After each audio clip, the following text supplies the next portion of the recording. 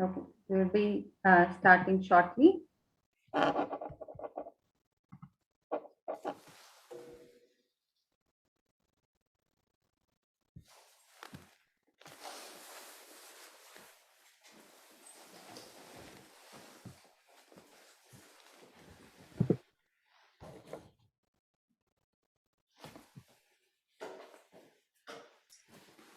Namaste everyone. Sri Gurubhyo Namaha.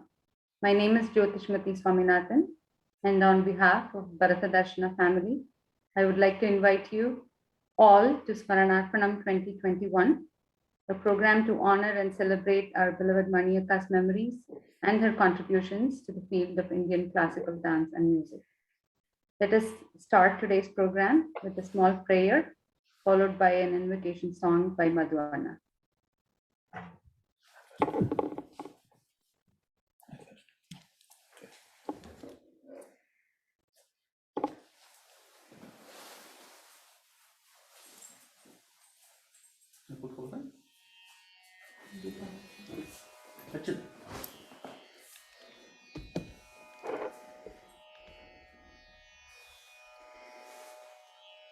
Namaskaram. I'll start with a Ganesha invocation on Lord Ganesha.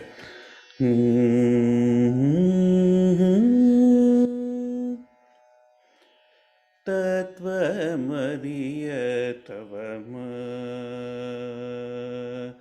Tatvamariyatarama Nintatvamariyatarama Nintatvamariyatarama Mooladhara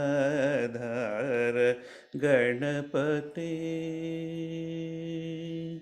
Nintatvamariyatarama Mooladhara Ganapate Surapate Unad Tatvamariyatarama Mooladhara Ganapate Surapate Unad Tatvamariyatarama Mooladhara Ganapate Surapate Unad Tatvamariyatarama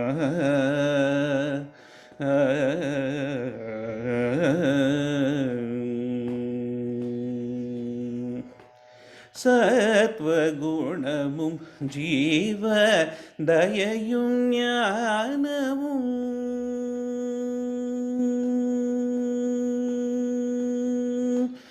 Satvagunamum Jiva Dayayum Jnanamum Satvagunamum Jiva Dayayum Jnanamum Satrumillada Kiradanukku Unadu Tatvamariyatarama Mooladhara Ganapate Surapate Ninadu Tatvamariyatarama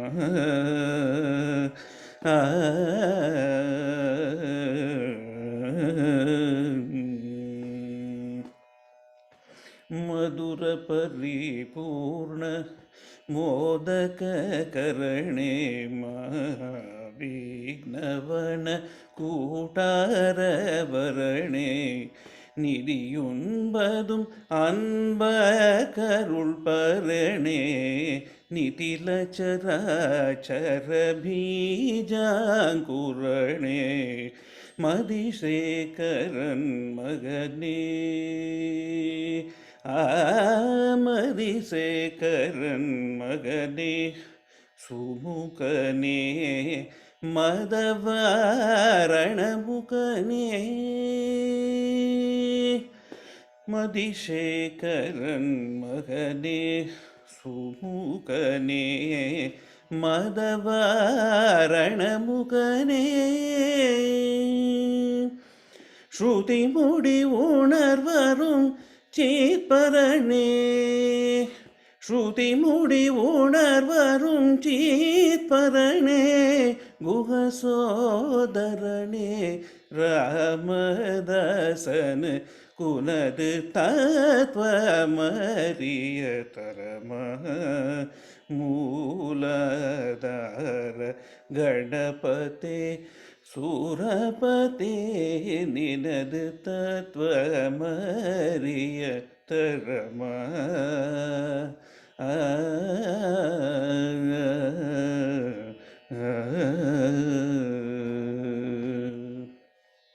Thank you.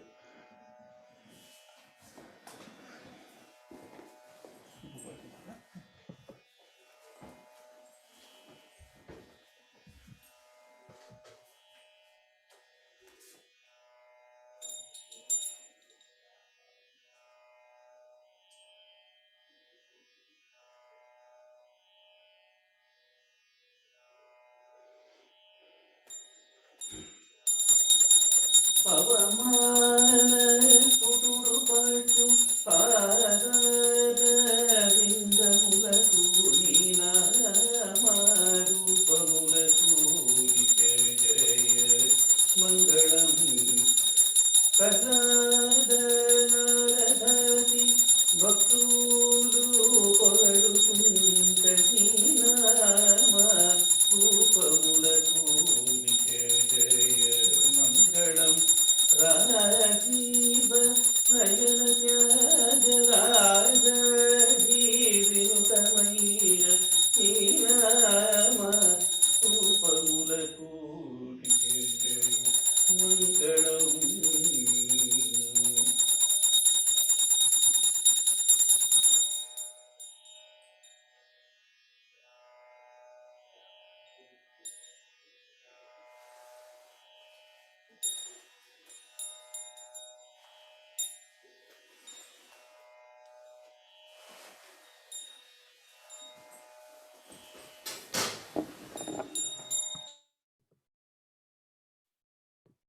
Thank you, Madhwana.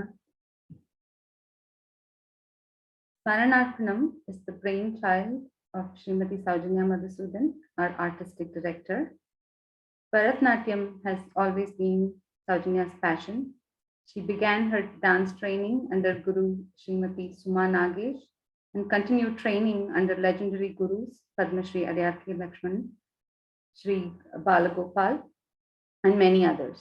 She had great support from her mother-in-law, Guru Srimati Nagamani Srinivasarao. Saujanya is an acclaimed creative choreographer and is known for blending the traditional style seamlessly with modernism. She has conceptualized and directed unique dance dramas, Sambhavami Yuge Yuge, Mudras, Navarasas, and most recently Pratyaksha Daigami. Saujanya is the proud recipient of many awards for her dedication and passion to teach. Saujanya builds an easy rapport with her students and they truly love her. She sets high standards for all her students and conducts exams in theory and practical knowledge of Bharatanatyam. Even before the COVID pandemic, she has been training students online across the United States, Europe, and India.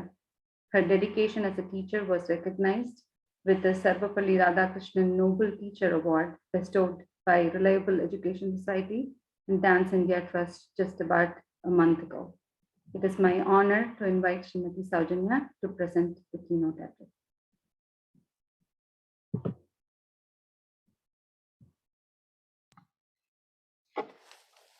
Thank you, Jyotishmati. Shri Gurubhyo Namaha. Namaskaram, everyone. We gather here to remember, honor, and celebrate Mani Akka, who 2 years ago, this very day, left us to reach the heavenly abode.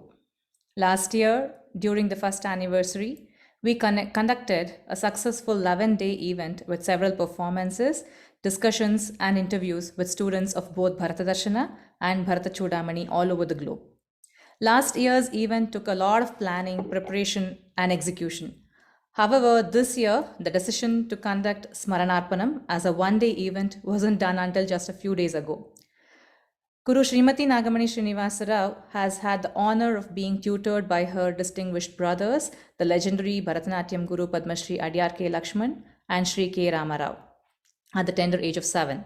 She graduated in music from the University of Madras and was a senior teacher for 30 years at Bharatha Chudamani, the School of Dance and Music founded by her brother Padma Shri Adiyar K. Lakshman. Apart from being a skilled and innovative choreographer, she has had the distinction of being one of the foremost vocalists and Natuvanars. In 1985, she participated in the Indian Festival held in the USA. In 1988, she toured British Guyana with the then Vice President of India, Sri Shankar Dayal Sharma, to commemorate the 150th year of Indian immigration. She founded Bharatha Darshana in 1988. Some of the topics we will cover today were originally planned to be conducted as separate events, but an idea struck as to why not do them on this day as a tribute to Mani Akka. More than anything, Amma would have liked the next generation of dancers to immerse, research, discover, and discuss dance and perform. This time, it is all student led and all initiative, very proud of what they have accomplished together. Jayanthi Akka and Neena Prasad Akka have accepted to be a part of this, even though I reached out to them within the last few days only. Thank you, Akka. We will start with Ashirvachanam by my dear father-in-law, Sri Srinivasa Rao, and my dear uncle and respected Vidwan Guru, Kalaimamani Sri Adiyar K. Gopinath. The first session will be a discussion with a few students who have cherished moments with Mani Akka. This will be a student-led interactive discussion. Earlier this summer, I had conducted a 3-week course on Natya Shastra and Abhinayam, following which I had encouraged my students to do research on the various Indian classical dance forms and prepare notes and presentations. Our second session will again be a student-led panel discussion on what they learned through this research. During these sessions, the students will have the opportunity to engage in discussion with our esteemed guests, Dr. Jayanthi Raman and Dr. Neena Prasad. After this, we will have a Natyam demonstration by Jayanthi Akka and Neena Akka. We will conclude today's event with Natya Yagam, a fundraiser event inviting students to perform the famous Varnam Rukumujuji in Todi Ragam set to Aditalam. Thank you. Jyotishmati, over to you.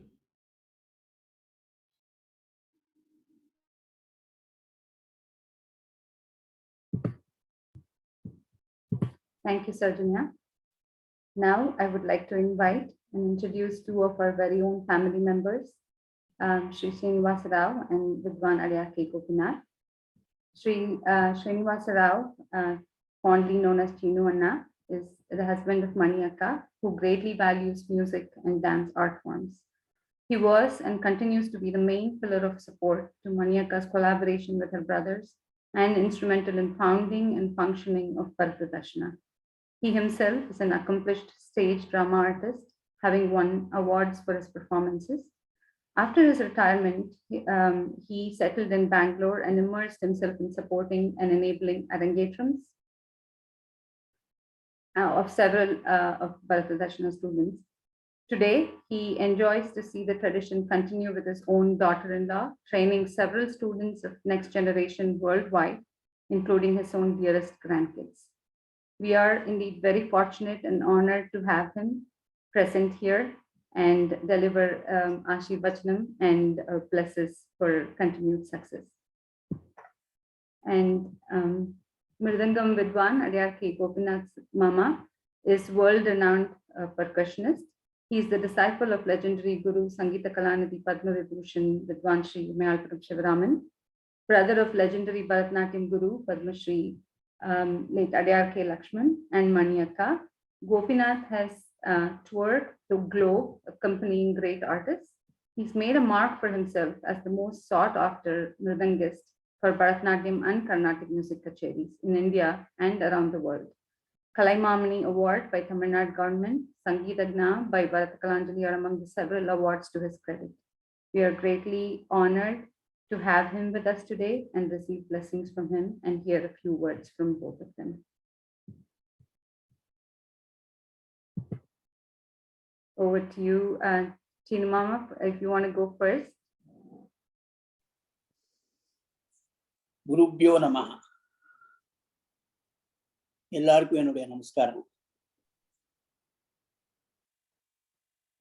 Exactly 2 years before on this day, my wife and your teacher, Mani Akka, left us all in a great hurry. I was pondering all over these 2 years, what was such a great hurry for her to leave all of us? Only reason I could successfully find was perhaps Lachu sir and Ramo sir taking classes there in the heavenly abode needed her assistance. So they have called her over there. He has hurriedly gone to help them to conduct classes there. But God has been equally very merciful on us by giving our dear Saujanya as our daughter-in-law, who is today very successfully carrying forward the flag of this Bharatha Darshana. I am extremely happy and extremely thankful to the Lord Almighty for this merciful blessings on all of us. And it is such a blessing that my son, my 2 grandchildren, Saujanya, all are so much interested in the art, and they are continuing to carry this flag of Bharatha Darshana and in turn carry the flag of Bharatanatyam all over this world. And this great art continuously will be taught to as many as kids as possible, so that the Bharatanatyam will perish forever in this world. எல்லாருக்கும் என்னுடைய blessings, எல்லாருக்கும் my wishes. எல்லாரும் நீங்க சௌக்கியமா, ஆரோக்கியமா, ஆனந்தமா, சந்தோஷமா இருக்கணும். எல்லாருக்கும் என்னுடைய நமஸ்காரங்கள்.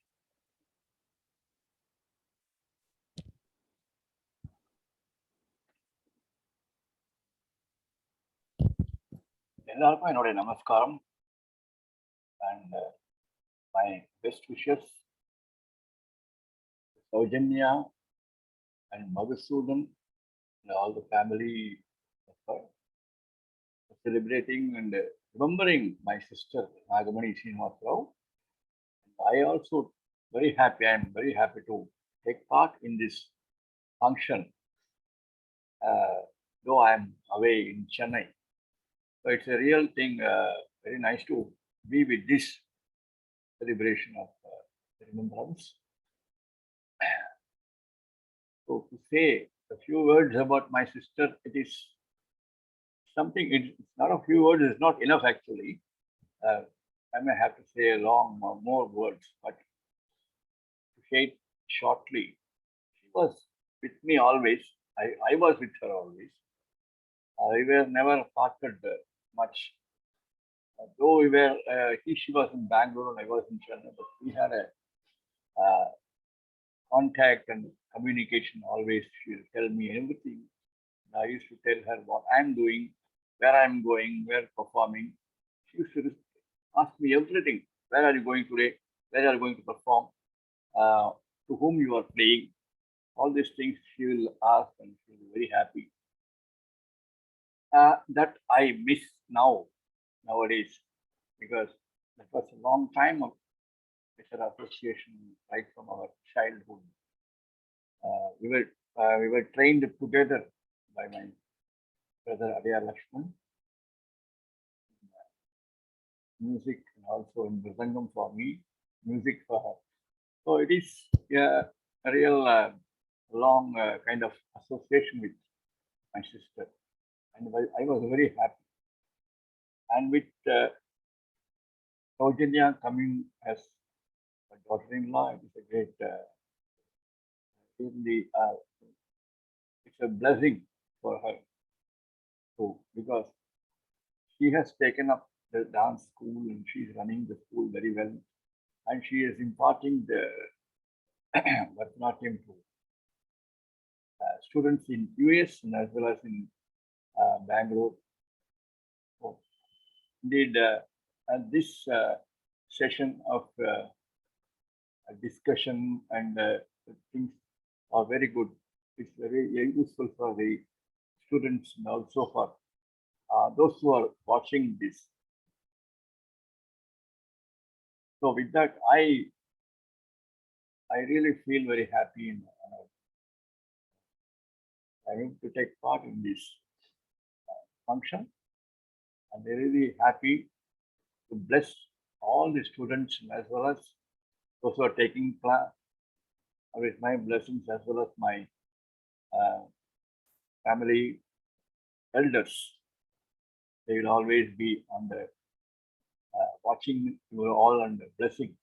And I also happy to give my blessings to the students and also to the Saujanya, Madhu, and Sriram and Smriti for their happy and prosperous, healthy lives, and continue this tradition of dance and impart it many students with good standard and maintaining the same standard and also giving the real art form. Once again, thank you all for watching me, and my best wishes to you all. Namaskar. Thank you, Anna. Thank you, Mama.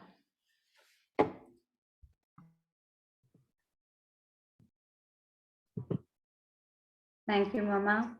And thank you, Chini Mama and Gopi Mama, for your blessings. Thank you.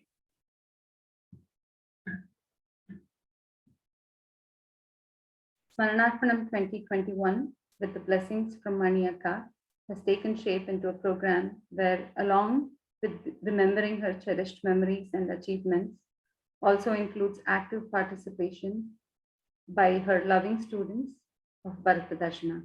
We also have esteemed guests, Dr. Jayanthi Raman and Dr. Neena Prasad, joining us to share their experiences and also perform for us.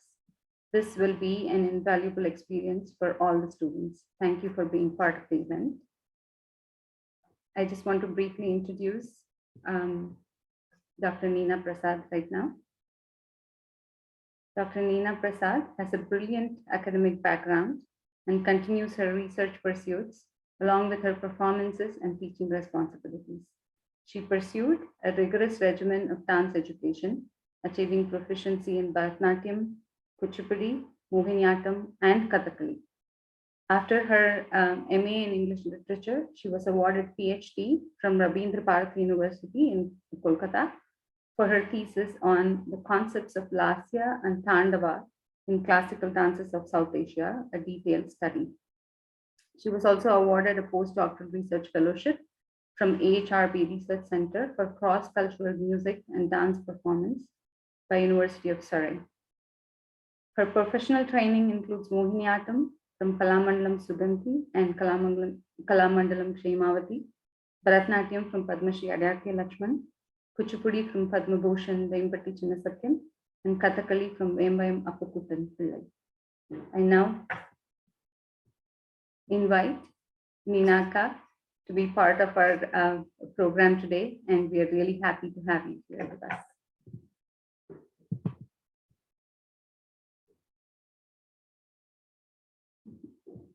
Welcome, Akka. I now, Okay. so if you would like to say a few words. Yeah, sure. Yes, yes. Just 2 minutes. It is simply overwhelming to be here with Bharatha Darshana, an institution always supported and being, functioning with the support of Mani Akka, who has been an integral part of my Bharatanatyam learning. So whenever I'm identified as a student of Adyar Lakshman sir, and Mani Akka has been always part of my life. Right from the day they were living in Vananthurai, I coming from Kerala, every afternoon being there, learning from her. So that is something which is an integral part of my studentship. When Gopi Anna speaking and her husband Sriniyana is talking, I was just remembering and seeing Madhu singing. It is very, I'm feeling very filled with tears in my eyes, because this is how great souls live with us. So she's everybody knows that she's a very kind hearted, very sober, very soft, very humble. And the whole family is like that. When you learn about some teachers, where there you get into the institution and there will be a lot of airs, there will be a lot of artificiality. Um, there is some kind of airs, but this was Adyar Lakshman sir, family, their amma, everyone, each one of them, they were like a very gem of people, very simple. The family where Mani Akka went also. I know Sriniana is a great artist, and I used to watch his acting and all that when Madhu was learning mridangam and vocal during those times. Those are the very beautiful times of my life, and I'm very happy to join this memory function of Mani Akka with her granddaughter Saujanya, who has been impeccably training this, taking forward this institution with all pride and all, establishing our culture to the younger generation. That's it. Thank you for accepting our invitation, Akka, and thanks for being with us.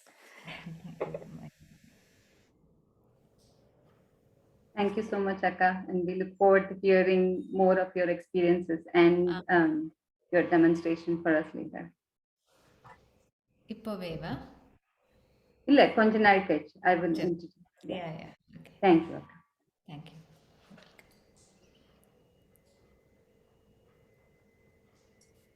So now, moving on to our next segment. So the students of Bharatha Darshana in Bangalore and a few of us from here in the United States will be engaging in a panel discussion about their memories and what they cherish about their experiences with Mani Akka. I would now invite Tarini to lead this panel discussion session, and let's all enjoy that conversation. Tarini, over to you. Jyotishmati, we have the Jayanthi Akka also here in the panel. Oh, awesome. Okay. Welcome, Jayanthi, Jayanthi Raman Akka. A warm welcome to everyone present here and a namaste. My name is Tarini Sai Padmanabhan. Tarini, 1 second, Kanna. Jayanthi Akka is here. Can we welcome her? Yes, yeah. Thank Sure. you so much, Kanna.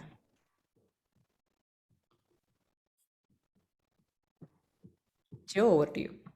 Yes, yeah. Welcome, Jayanthi Akka. I just want to introduce Jayanthi Akka with a few words.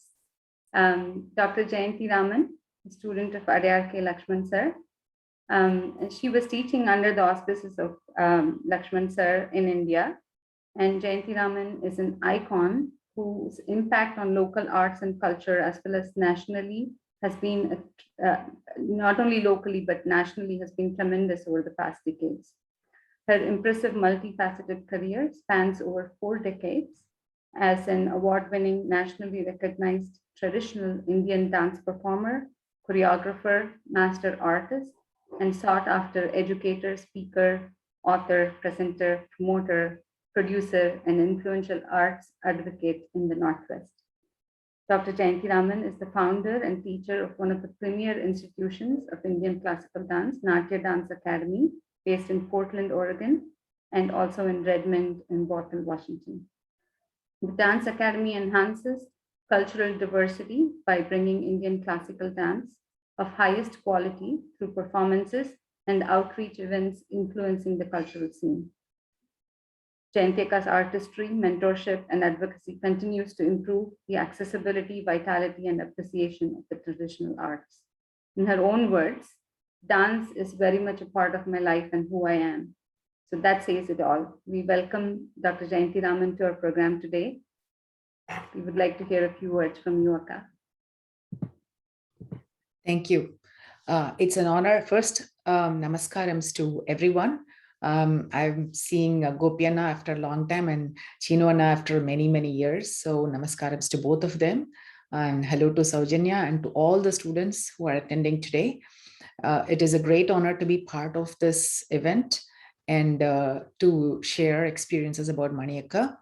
I saw Akka after many years. I met her at my home. I think it was an Arangetram, Saujanya students Arangetram in Corvallis. And fortunately, that was close to my home. And so she had come home and, had dinner with us, and extremely charming, extremely sweet, approachable.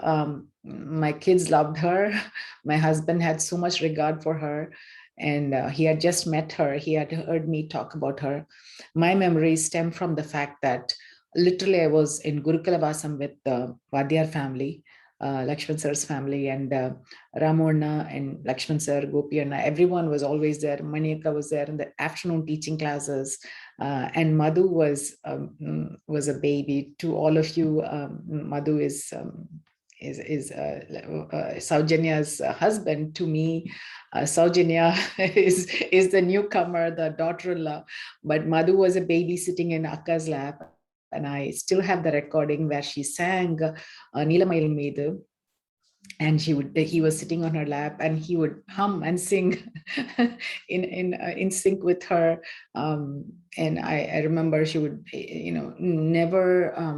never became angry, was very calm. And even when Vadyar used to become mad, she would be always the person we run to. Mani, Vadyar's wife, Mani, and Mani Akka were always there for us.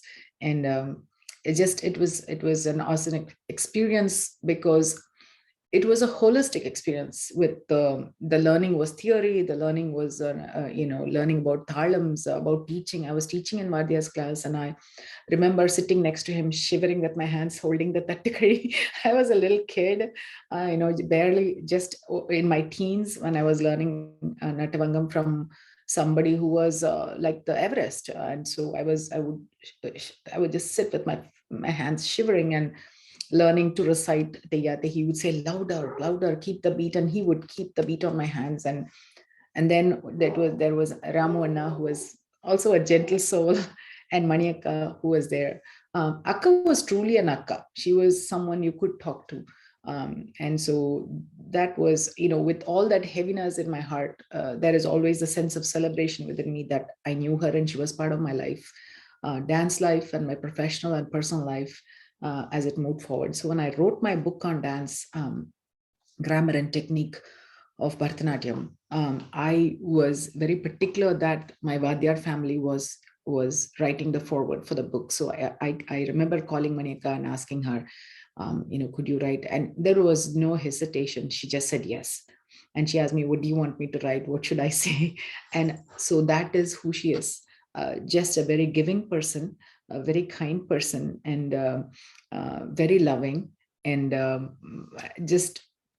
and I was so happy to invite her again for my students Arangetram in Chennai 3 years ago, before the pandemic hit.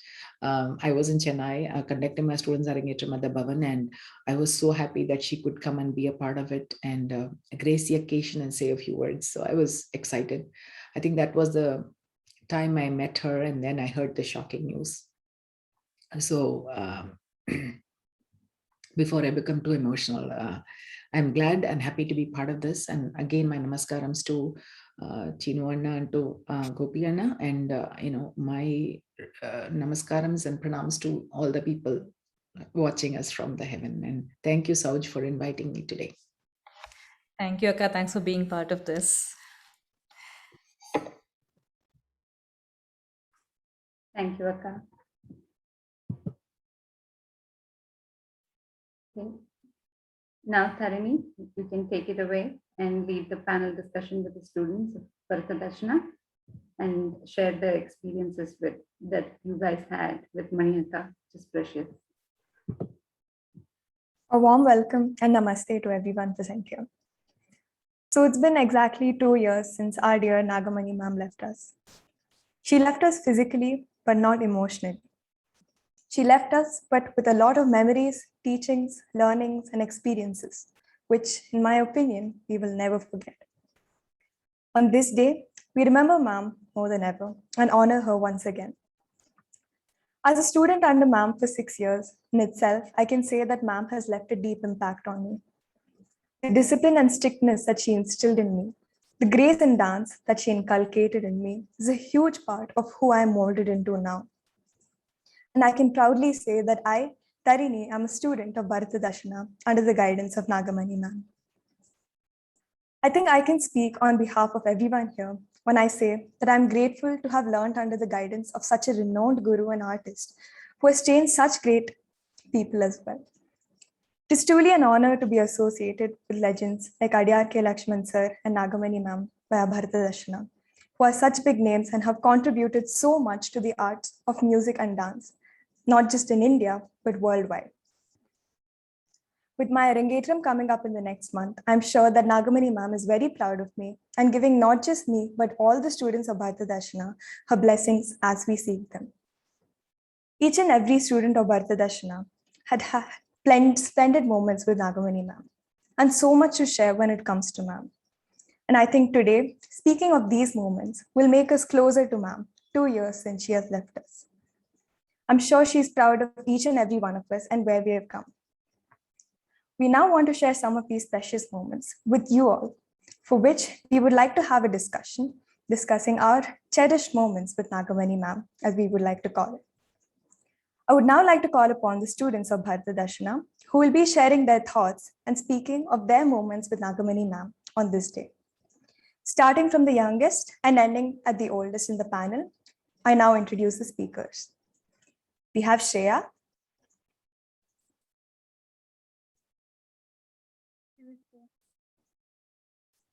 We have Anika. Namaste. We have Ritika. Namaste. We have Smriti. Namaste. We have Saumya. Namaste. We have Sai. Namaste. Amrita. Namaste.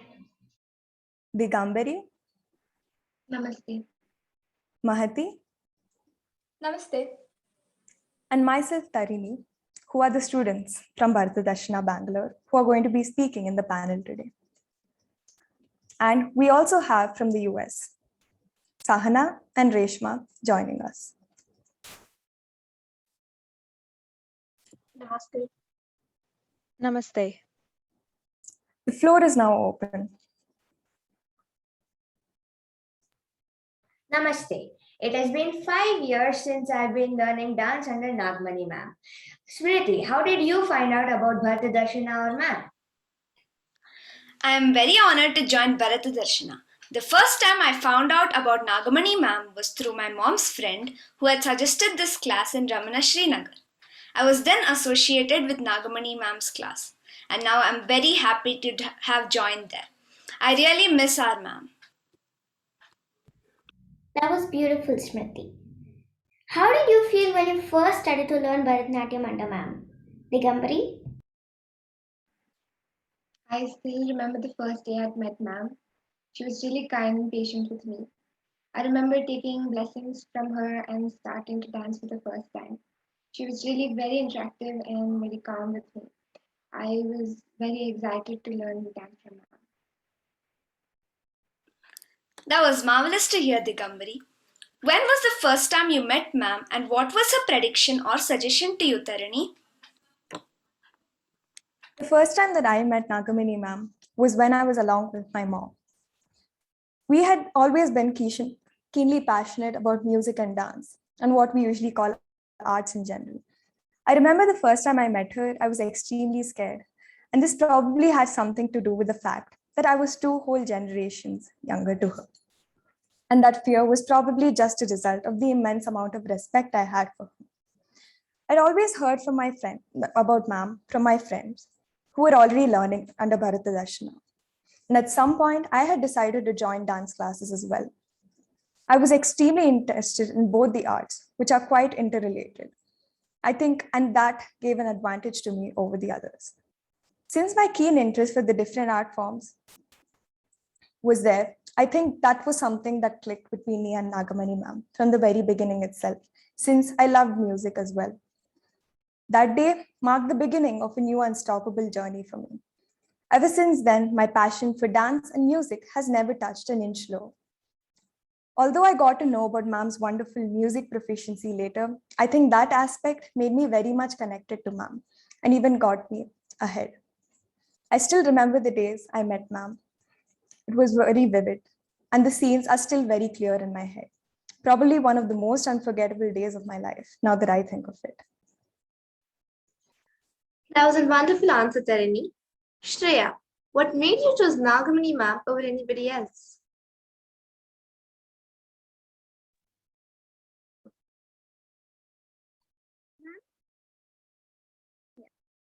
Ma'am was a renowned choreographer and guru, yet she was very down to earth and very approachable. It was a great privilege for me to start learning Bharatanatyam under her guidance. That was a marvelous answer, Shreya. What do you like about Ma'am Anika? Ma'am was always to the point and clear about the steps. She helped us understand the dance and steps properly. She was very patient with all the students. So I could remember her. I made a small model of her. I hope you like it. That was beautiful, Anika. Lovely model. This next question is for our esteemed guests, Neena ma'am and Jayanthi ma'am. My question to you is, what qualities of Nagamani ma'am do you think inspired you the most?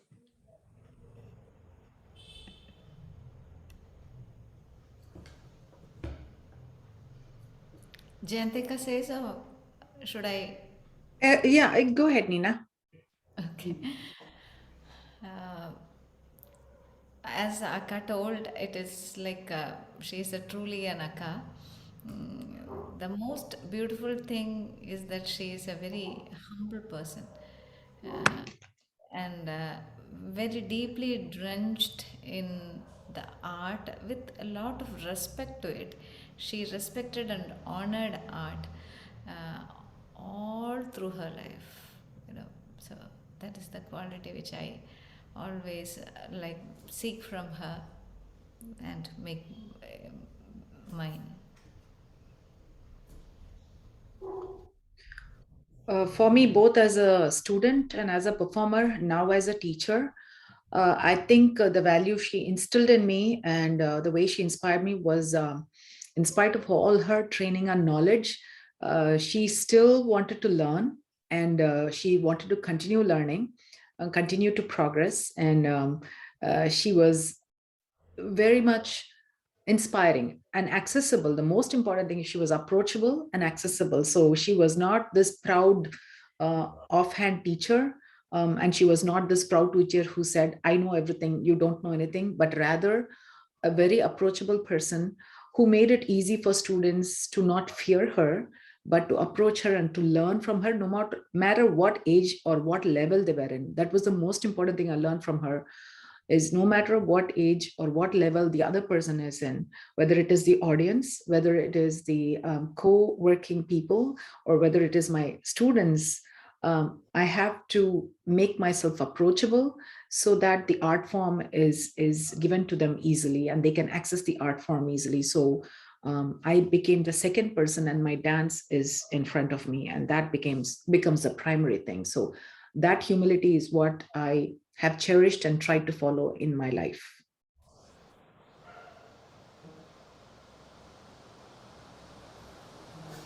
I definitely agree with both of you. She was indeed an inspiration to all of us here.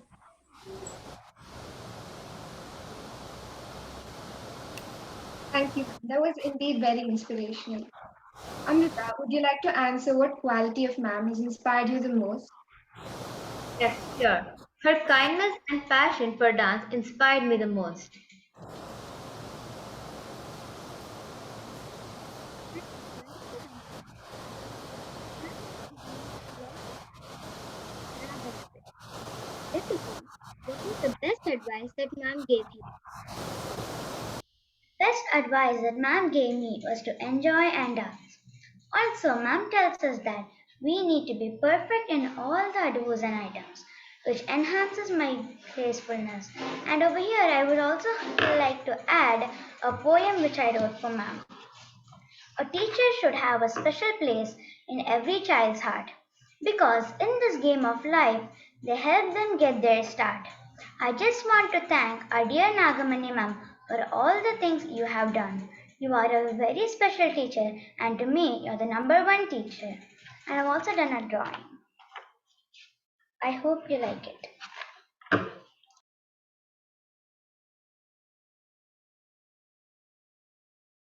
That was wonderful, Ritika. So this is my question to you, Soumya. Before starting dance classes, were you really interested in dance? And how did your views change about dance after you started learning from ma'am? My parents got me to learn dance when I was quite young. At first, it was quite difficult every Monday and Wednesday. But slowly, I learned to enjoy it. I learned that dance was an art, and learning from someone as learned as my teacher was really rare. So I learned to appreciate my learning, look forward to the next other war item which will be taught. And today, I can credit my teacher for the heights I've rose to, for it was her who laid the foundations in this path. Thank you, Samya, for a wonderful answer. Sai, could you please share the way you used to have your regular classes, like the fun, jokes, and things you used to do together? The regular classes were really amazing. We were all like one big happy family, and the Mondays and Wednesdays of the week used to be really cherished as we all spent time together with lots of fun. That is very true, Sai. Now, Mahati, what do you think about ma'am's teaching methods and choreography? I feel Naguni ma'am was a perfectionist, which is why she would give a lot of importance to the smallest of smallest details of the item she would teach. She also wouldn't move any further until and unless we were perfect with what she had taught. She was also a very observant teacher, and I honestly used to feel as if she had eyes all over the room and she could observe each and every movement of the students standing, irrespective to wherever they were in the room. Another thing was Nagini ma'am used to give a lot of importance to ensure that all of us had a very strong foundation.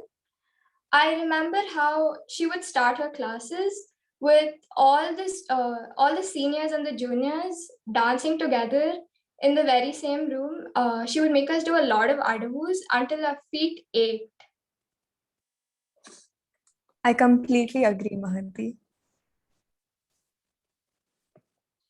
That also, Tarini, congratulations. You got featured in India's top 20 under 20.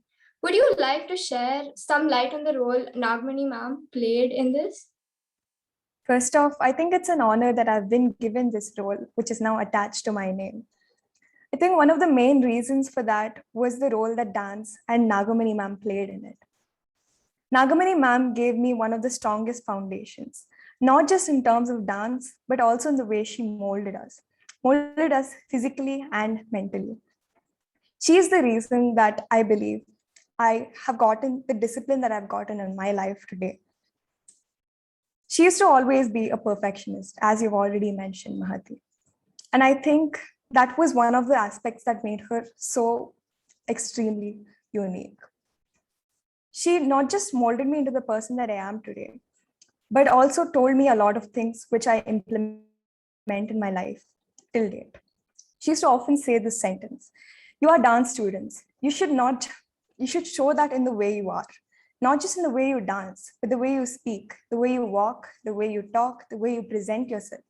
Each of these should reflect that you're not just a regular person, but a dance student. That statement in itself, I believe, says a lot about the kind of person she was. Like you said, a perfectionist. It's extremely hard to find gurus like that, not just in this generation, but in my opinion, in general. And once again, I'm honored and privileged to have had tutelage under none other than Nagamani ma'am herself.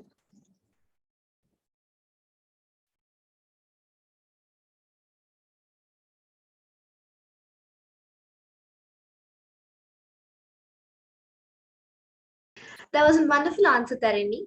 Now, Amrita, what was the funniest moment with you and ma'am? And when did this happen? Actually, nothing funny had happened between us. Did you have any funny moments with Ma'am Samya? This could exactly not be called funny, but it was an enjoyable event. On a rainy day, only I came early to class. That's when ma'am started talking to me about what I don't remember. We spoke for a long time, cracking jokes in between, and that was something I thoroughly enjoyed and one moment I cherished about our dear ma'am. This is my question to our guests, Neena Prasad ma'am and Jayanthi Raman ma'am. What, in your honest opinion, was the reason you felt so deeply connected to Nagamani ma'am, and why she made such an impact on you? Would you like to shed some light on this? I think I answered this before. I think it was her approachability and the way she used to teach, and the way all students felt comfortable around her and around her teaching. And we were kids, we were young kids, teenagers and young kids, and myself, and I can speak for my peers too, people who are learning dance alongside me. All of us were very comfortable around Akka.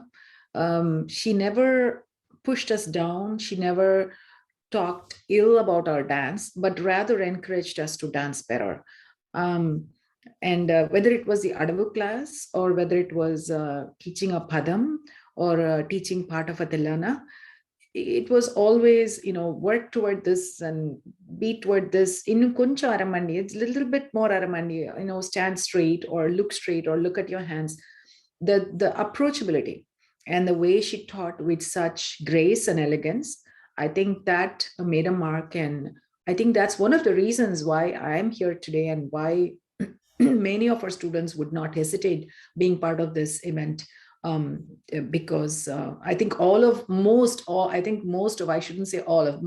Vadyar students, Adya Lakshman sir, Raman students, were all influenced by Mani Akka, and what we have are all fond memories of her and fond memories of learning from her, as much as fond memories of personally connecting and interacting with her, which I had a lot of because I used to literally stay in their house. So yeah, that was my experience.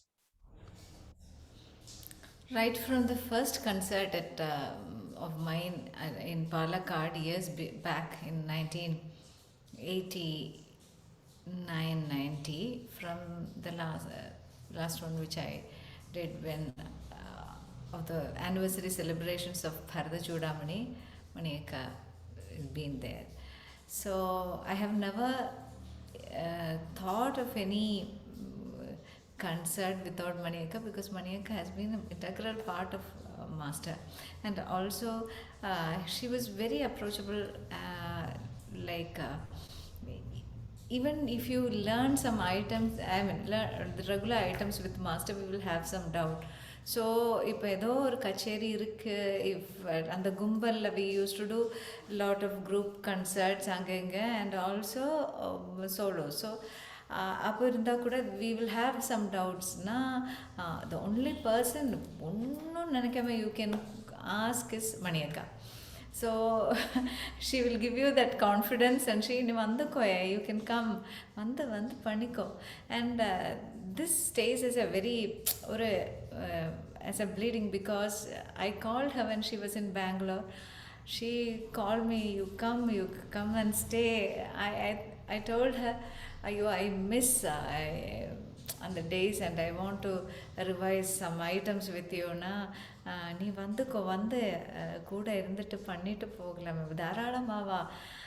அதெல்லாம் more than the revision or whatever, I wanted to be with her, which never happened. And probably she's seeing from the board and she's smiling at me.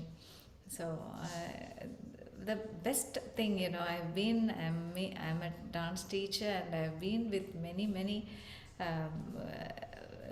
great people, but the thing is that so important feature and quality of Mani Akka was her simplicity. இதுவரைக்கும் இன்னொருத்தரை குறை சொல்லி I cannot remember her. She never spoke. ஏதோ நம்ம சும்மா ஒரு கேலி அடித்தா கூட she இவ்வளோதான், வேறு ஒன்றுமே அந்த வாயில் இருந்து ஒரு தப்பாக it won't come. Okay, she never கொஞ்சம் பண்ணியிருக்கலாம் இன்னும் அந்த மாதிரி தான். So she was not as a teacher she used to put her food down. She will tell இன்னும் கொஞ்சம் உட்காந்துக்கோ, நீ கொஞ்சம் ஞாபகப்படுத்திட்டு வாய், அதெல்லாம் சொல்லுவாள். But she always kept the quality of an artist who is taking Bharatanatyam, the art, sacred art, a divine art, like Bharatanatyam forward. And she believed that the people like the art form, how great it is, the artist who practice, teach should also have some qualities.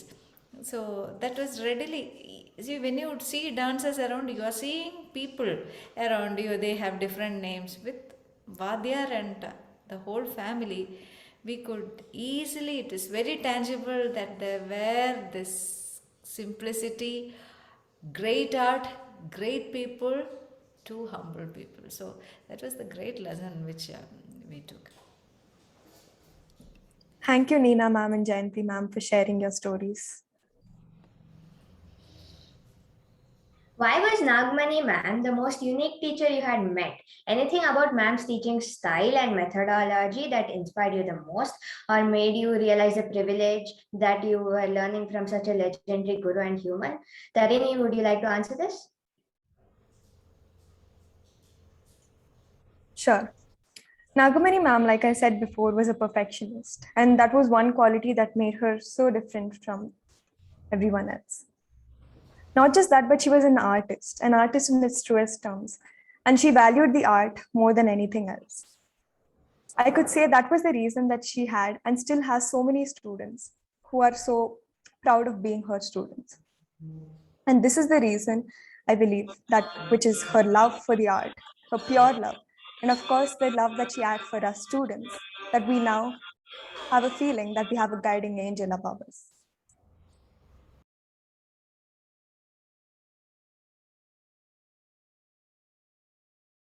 Bharatha was a part of a great legacy, and many famous dancers have been her students. Though she was a perfectionist, she was also kind and patient. Since I was the youngest, this made me realize that she was very special and unique, and a unique guru.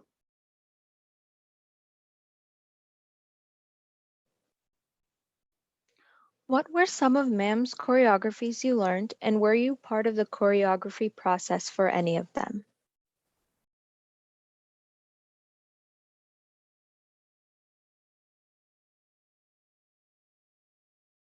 If Jayanthi ma'am and Neena ma'am would like to answer this question Sorry, first. I was directed to us. Okay. I was part of Neela Mail Meedu when Akka was doing the choreography, and also Kannan Madhuragitam and Neela Mail Meedu, two pieces that actually teach my students even now. And it was she approached it with again her nature of kind of the simplicity, the purity, maintaining the classicism, making sure that both the padartham, kavyartham came out to the audience. The choreography was as much approachable for the audience and for the artist, and but it had neat lines, it had clean lines, it had neat meanings, and it also gave scope for the dancer to bring herself into it and elaborate. So when my student is doing Neelamayal, she can do it just as Neelamayal or Kannan Madhuragitam, just the little Krishna standing there. And but when I have to do it, I have the freedom to explore and do Sanchari Abhinayam and to take that story and move and expand and explore. So it was given a lot of scope for the more mature dancer, but also for the young ones to learn this as a very important item for their arangetrams, as a beginning item. And also you can take that and explore it later. And when she was I remember being one of the first people dancing to her Balamurli sir's Tilana at Music Academy. And when we were doing it, she was telling me Gopi Anna did the the rhythmic structure for the jatis for the tilana, and she choreographed it, and she was so happy and she was so proud. And I remember performing that tilana, feeling so good because it was Mani Akka's tilana, because I'm constantly used to performing either Kalakshatra tilanas or which is standard for everyone in this world, and or of course Vadyar's tilanas from Vrindavana Saranga to all his tilanas. And so having performing Mani Akka's tilana was really great, because Balamurali sir was also in the audience.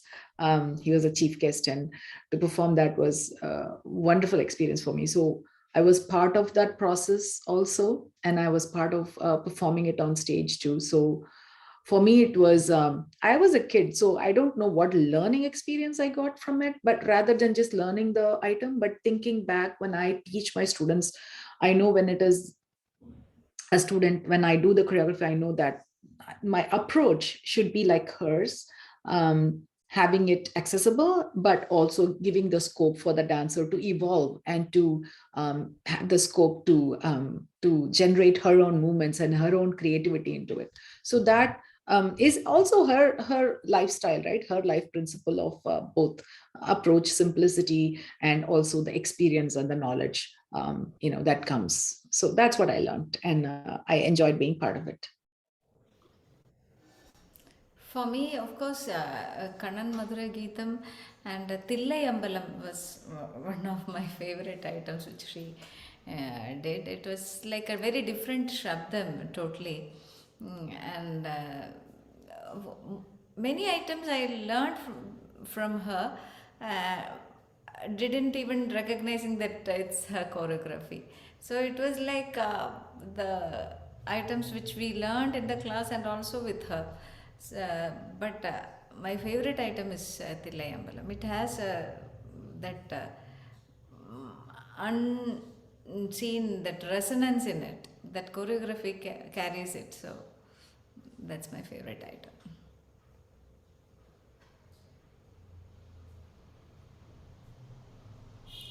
Thank you, ma'am. Some of the choreographies that I was part of the process was Yogide Raya, Gopala, and a folk dance. Amrita, would you like to share some of the choreographies that you've learned from ma'am? Yes, sure. Even I had learned Gopala and folk dance from ma'am, and even I was there when ma'am was choreographing the folk dance too. This is a question to our guests, Dr. Neena Prasad and Dr. Jayanthi Raman. What are some of the most memorable moments that you shared with Mani Akka and Lakshman sir? And could you share some of those stories with us?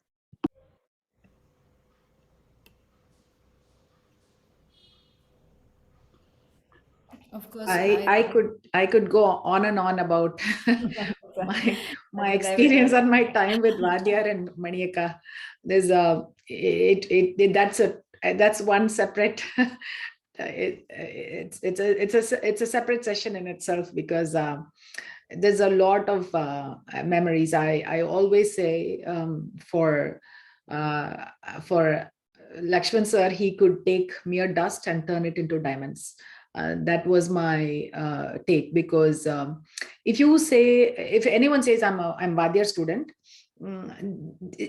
there is a you don't have to literally dance and show people who you are. They already have an opinion formed. Okay, you are Vadyar student, so they are good. That's it. There is no this, we don't even have to prove ourselves. We just have to be Vadyar student first, because then the assumption is that you've had such training that you're going to be not the average outside artist, but you're expected to perform at a certain level and you have to deliver. And that's what I think all students are driven to deliver. And somehow he instills this passion. I remember it, not just me, my daughter went, Vadyar was here visiting the US and he was home with me. And so I said, Master, my daughter will dance. So my daughter started dancing. And then she came in after 2 classes. She said, I don't know what he's saying, but I'm sitting more Aramandi and I'm doing everything.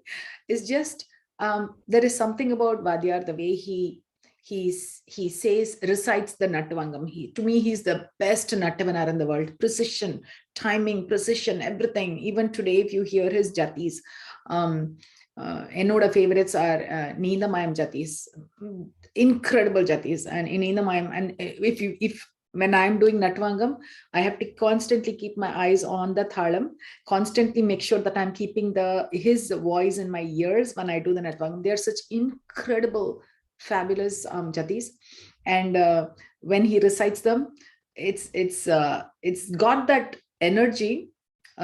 So we as dancers, as a dancer, when I'm on stage performing Vadyar Jati Keta, Tana Adum body, you will dance by yourself. You will not even know what's happening. You just dance. And it's not me. I'm sure Neena agrees to that too. And all the dancers will agree. The moment you hear Vadyar's voice, you will dance. You will automatically dance.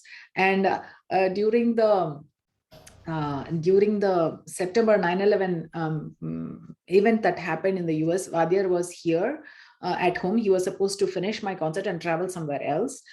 Dancers in the US always fight to, have him with us for a while. And so he was here and he got stuck with me for almost 2.5 weeks, almost 3 weeks with me.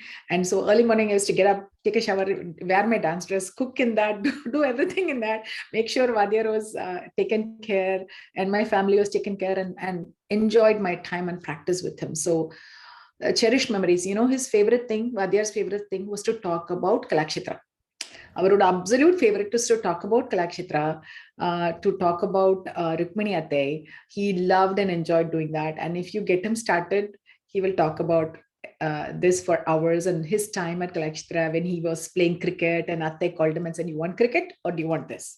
So all this was my memories, cherished memories. And when I presented my production here and he watched it, he said, he was encouraging, right? It's not like some gurus like hold them like this. No, he said, fly like a free bird. When you guys move away from me and start flying and growing is when you have actual growth. And I said, Illa Master, when we are rooted to you and then we blossom as a tree, it's always toward the mother. We are like the roots of the banyan tree, right? The banyan tree, we are the roots. So we need you always. And then we kind of we have our own little seedlings that we are. So but we're always connected to you, and not just through the dance but also to what you have given us.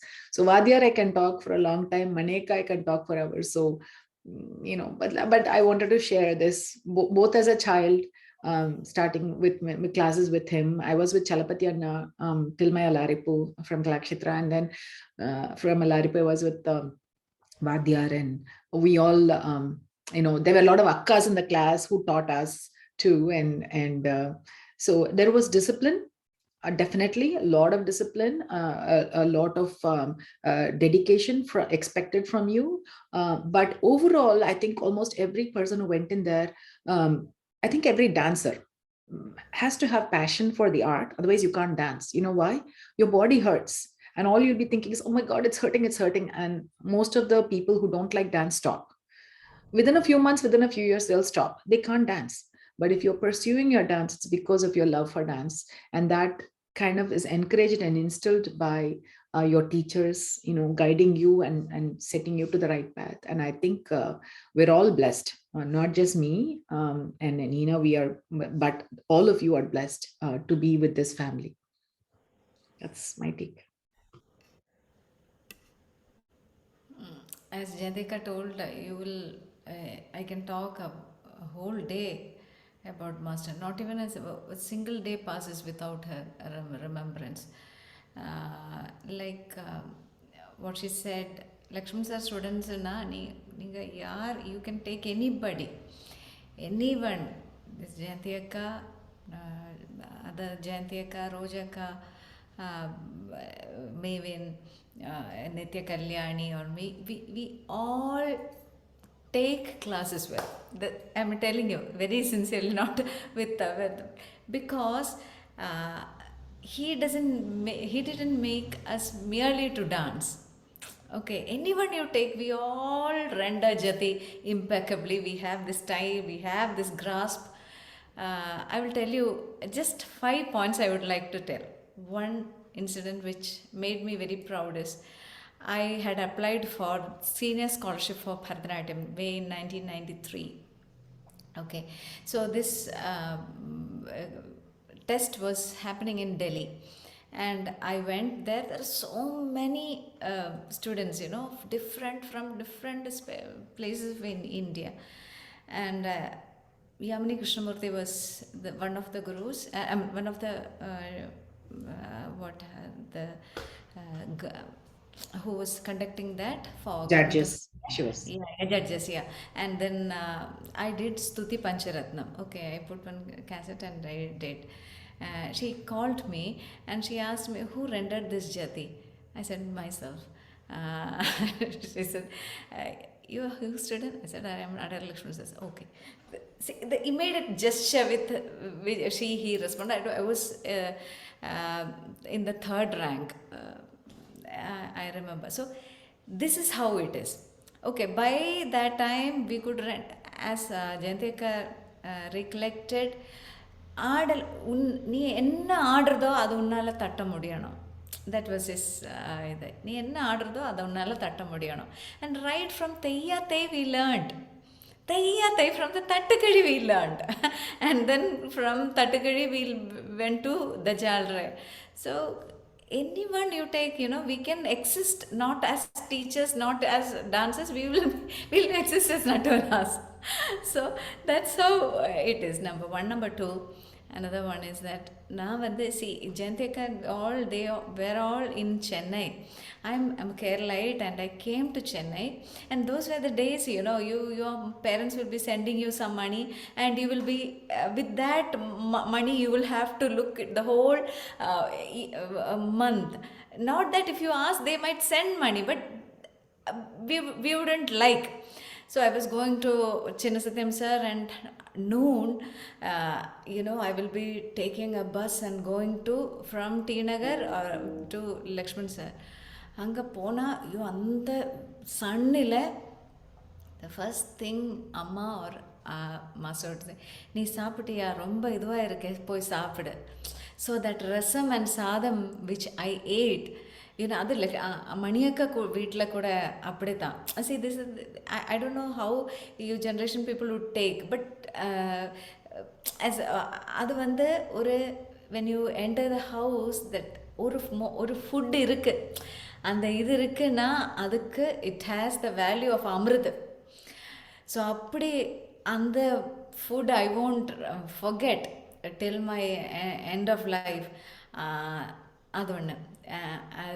3 is I completed my MA in literature, and then I was given this opportunity to research in Rabindra Bharati University. I went to master சொன்ன, நீ பெரிய research எல்லாம் படிக்கிறேன், எனக்கு இதெல்லாம் ஒன்றும் தெரியாது, நான் ஏதோ தெரிஞ்சது நான் உனக்கு சொல்லி கொடுத்துட்ருக்கேன். அப்போ மாஸ்டர் இதுதான் எடுத்தேன், லாசியான் தாண்டவாவா அப்படியெல்லாம் யோசிச்சுட்டு he said, Ananda Kumaraswamy has written something. Okay, அதெல்லாம் பண்ணி சொல்லி முடிச்சாச்சு. ஒன் டே ஆஃப்டர்நூன், நான் வந்து ஆஃப்டர்நூனில் 3 o'clock தான் அங்கே போகிறது. ஸோ he said, நீ எங்கே இருக்க, நீ சேர்ந்துட்டு இருக்கியா, ஓகேவா, கொஞ்சம் எழுந்துரு, we will go somewhere. He has one old moped, Jayanthi akka would know. அந்த 2-wheelerல அது மாஸ்டருக்கு உட்காரத்துக்கே ஒரு இடம் இருக்குது, அதில் பின்னாடி he asked me to ஏறுறதுக்கு சொன்னால். So I also claimed.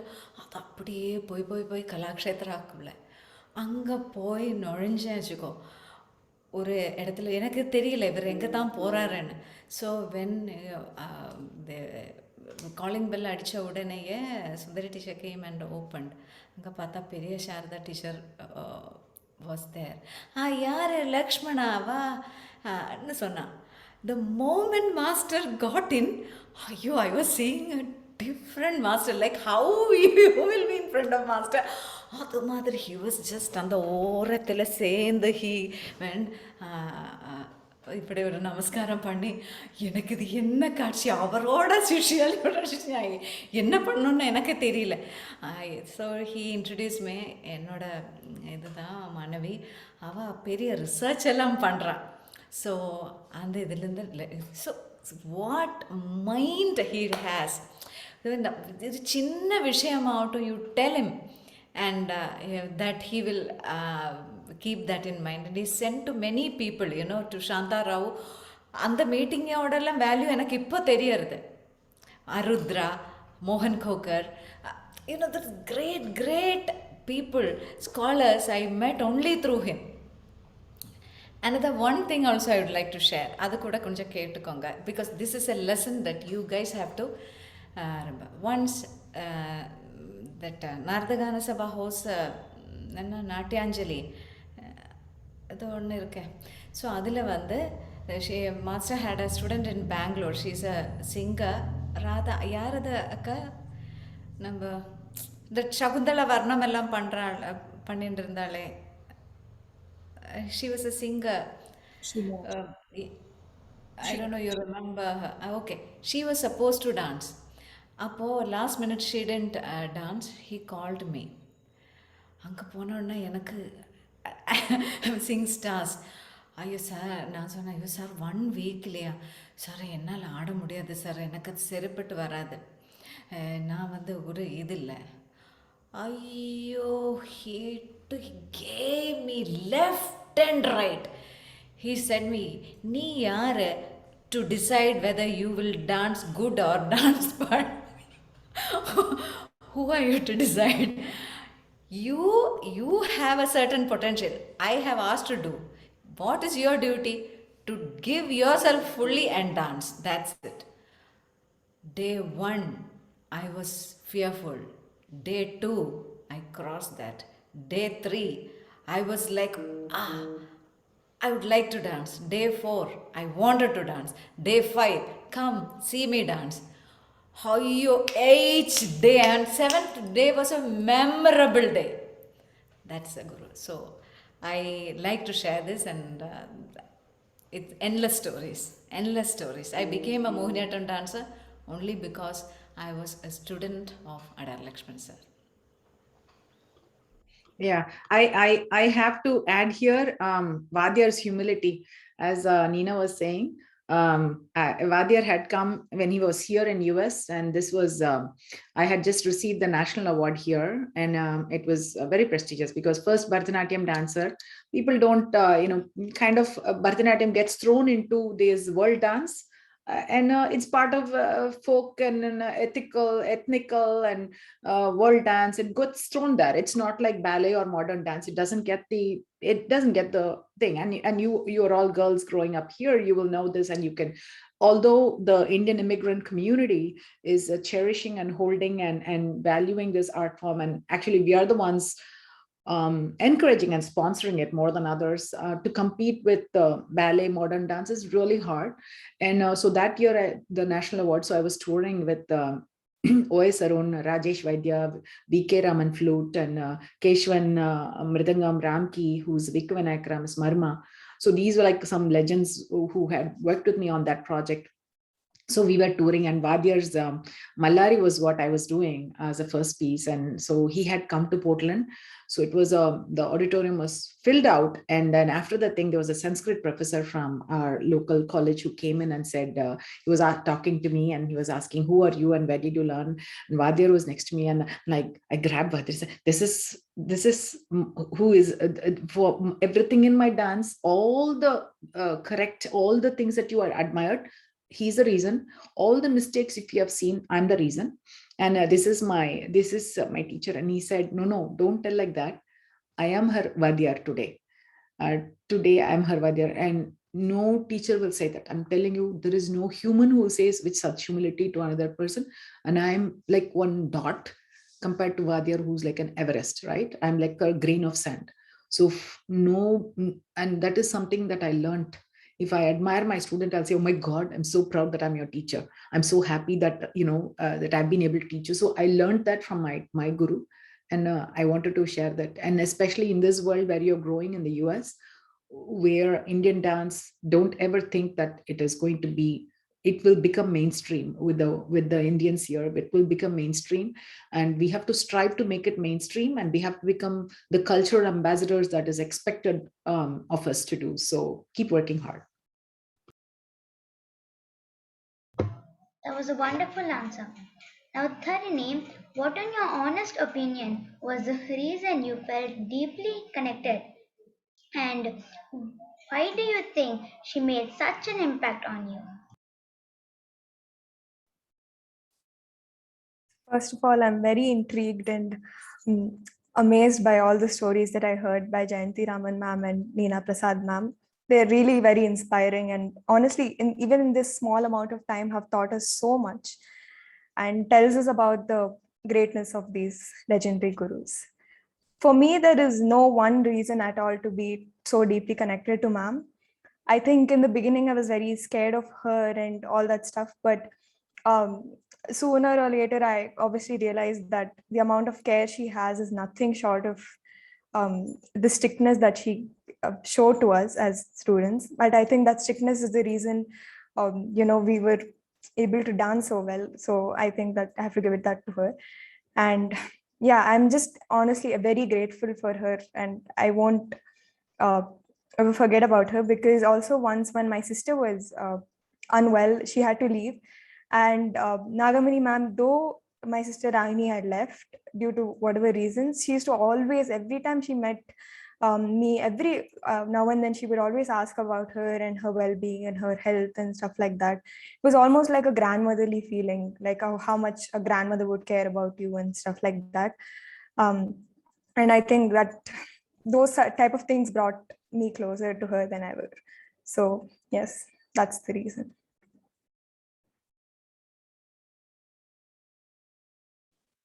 Thank you so much for answering that, Tarini.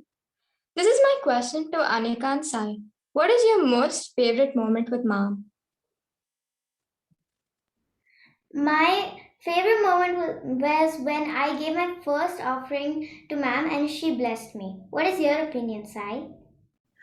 For me, my most favorite moment with ma'am was when I was learning my first item, which was the Tisha Laripo. It was like a very unique moment when ma'am said that you can start learning items now. I was on cloud nine for that moment, and that is one of my most memorable and cherished moments with ma'am.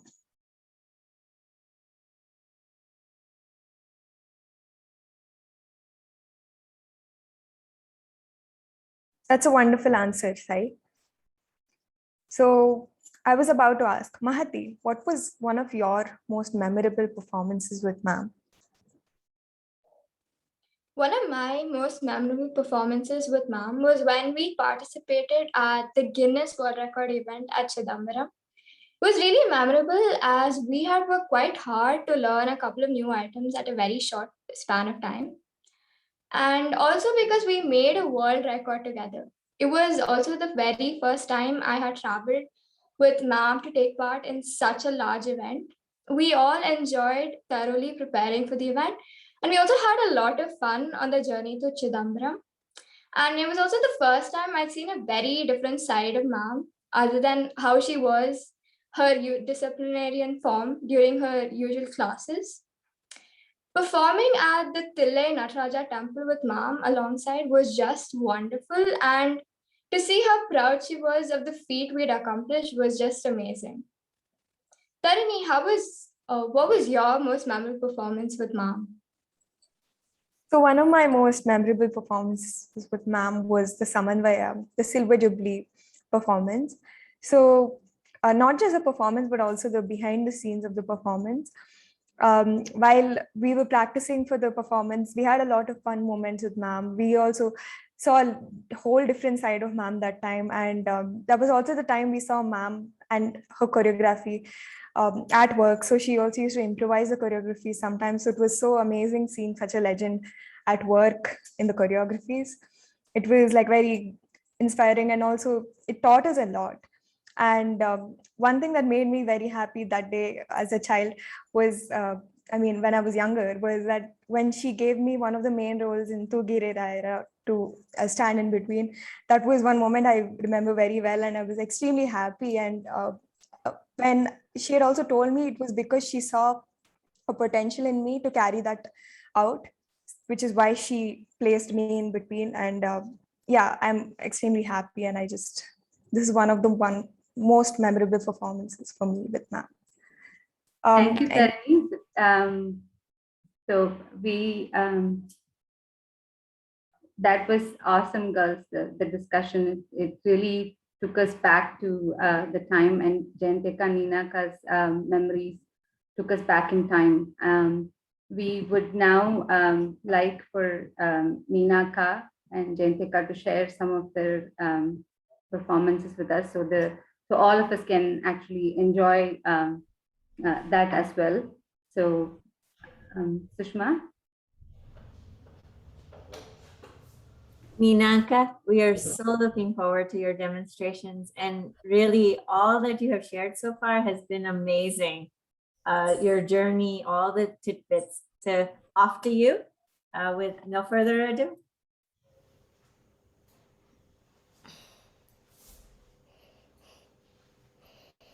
Dear all, Saujanya and all, I was supposed to give a brief demonstration on different art forms. Since time is running late in India, I had started today because with the Speak Make International Convention. So I would like to make it very short. Just giving a few, because you guys are very open to different forms as well. I'm sure that though you have been watching many, the basic, the common umbrella for Bharatanatyam, Kuchipudi and Mohiniyattam is that they have a common tradition, and though Mohiniyattam has a different cultural environment of its sprout, it has a nativity which has a different cultural situation altogether, but later after 17th century it merged with the common Devadasi tradition, and under the ages of Swati Tirunal, Maharaja Swati Tirunal, Mohiniyattam came into the stream of the common Devadasi repertoire. So, which means that we have a Cholkette and we have Jatiswaram, we have the Padavarnam, we have the Padam, Gita Govindam, Dhillana. Mohiniyattam, as you know, is a very sober art form where it gives its thrust to Lasya, which you feel beautiful about yourself. Perhaps you feel that the aesthetics which you merge yourself. That, see here, the protagonist and the embodiment of the Sahitya, it merges closer to one and the other. So this person, Mohini, is there more closer to the sense of feeling beautiful. So appadi solittu, whereas in Kuchipudi, the style which I learned from Vempati Chinasatyam Garu, he has revised and had worked.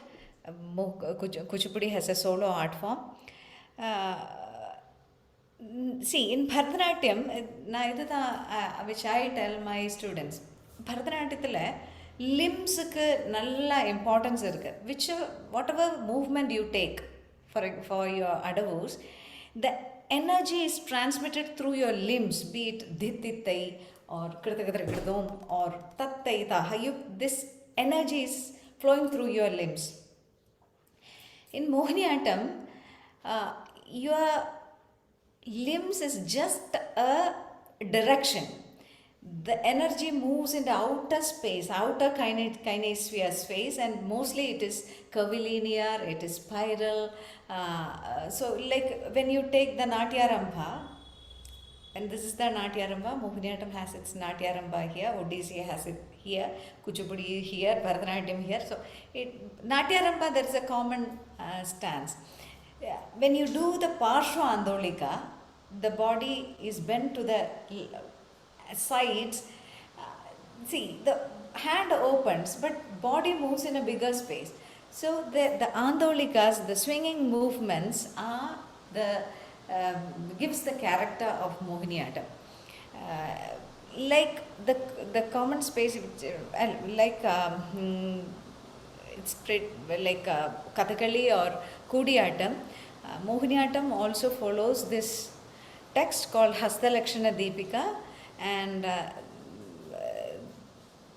the different Natya tradition in Kerala. You must have seen Kathakali, where every Upanka is given thrust to emote a particular expression. Like you take, say, with the Pataka Hasta, we see, show Surya. So Surya is like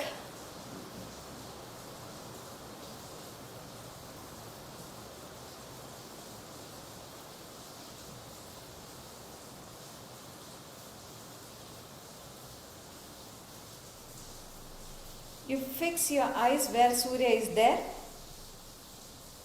Surya is the object of profuse heat. But this is an object of positivity. So every object is addressed with its character, its guna. Okay, and there is a very disciplined anubhava, which usage of your upangas, which leads to the anubhava of it. So, having said so, please excuse me, I will conclude within some minutes.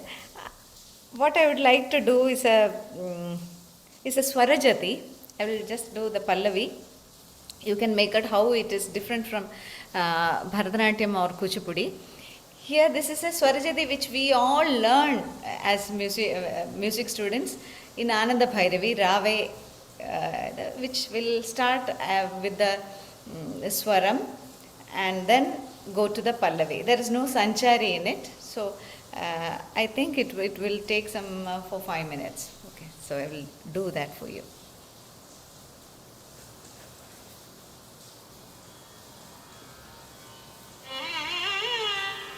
Is this audible? Yes, Akka.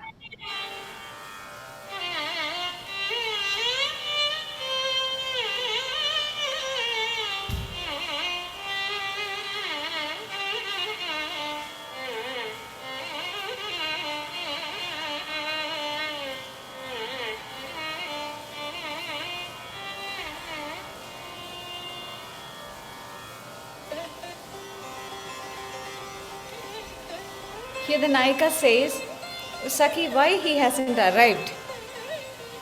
And why he is not giving his ears to my words? Can you go and convince him that this dispute is not good for him or me?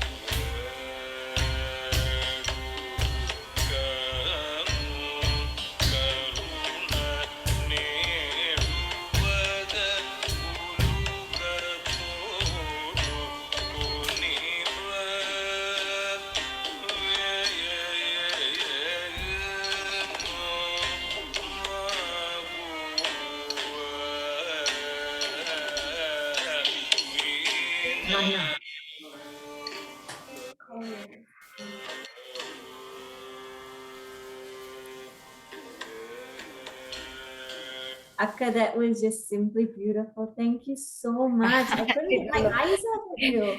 It was like, it is a very typical, though it's a Telugu kriti, it is a very unhurried pace. So there should be a good building up. I was just attempting that perhaps you could relate more. This is an item which we give small kids while they do Chalanga Puja or Arangetam. In place of the Varna, we make them do. This is not a piece which I do. I just wanted to, for the kids, I thought I will attend that. It was really very nice. Thank you so much, so much, Saujanya, and all Akka. here. Thank Kindly you very much, excuse me, Akka. I will watch the entire thing, the YouTube later. So kindly excuse me this time. Kandipa, Thank you. Akka. Thank you so much for joining us, Thank you Akka. all. Jayanthi Akka, leaving. Yeah. Thank you. Bye, ma. Take care. Thank you for staying, Akka. Good night. Jayanthi Akka, we would love to see you next. My pleasure. Thank you. Jayanthi Akka, you're up next. We would love to see a demonstration as well as some discussion as well as you teach us. That's part of what we're all excited about. Thank you. So today it's kind of early morning for me in Portland. So, so I decided to do a little academic presentation, but then embedding a couple of videos so you can see part of what this learning curve would be for all of you. And teaching in the US means I get a perspective of my students, and actually I've traveled everywhere. So universities, colleges, whereas the students who are learning modern dance ballet, when they are watching or learning from me while I teach Bharatanatyam masterclasses, it's very different because the overview I give them is an outsider's perspective into Bharatanatyam. But when I am dealing with children like you and students like you, children, adults, students like you all, I want to give a little bit inner core of what, and the words I use are more, are technical words, Nritta, Natya, Natya. You will know what these are, obviously. And Sauj told me that you are all around Varnam level. So I kind of tried to get a little bit of, just about Nritta, what is Nritta, and Natya, Nritya, and Abhinayam, and Navarasas, just an overview. So if you have to do an in-depth study, this would give you a base, and you can go from there. So, and I think Saujanya has given me the, Saujanya has given me the share screen option. Yes, Akka, you can share. I can share screen. So let me just, let me share screen, and I'm going to definitely give you a perspective of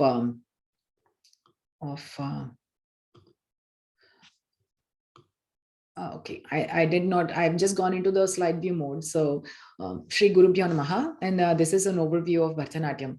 And you all know this classical dance form, you're studying it. I would want all of you who are learning this to actually read the history of Bharatanatyam, and what a great effort Srimati Rukmini Devi Arundel has contributed, what she has done and what she has contributed, why my Vadyar's Vadyar, where I have had the honor of meeting Ate and talking to her.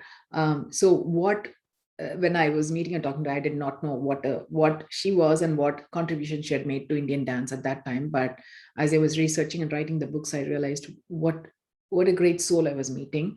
And and my Vadyar, when he talked about her, is similar to what is the feeling I talk about my Vadyar and about Rukmini Akka. It's the same reverence, regard, affection we have for our teachers. So the main thing I wanted to say was, please read the history of Bharatanatyam, an art form that would have disappeared.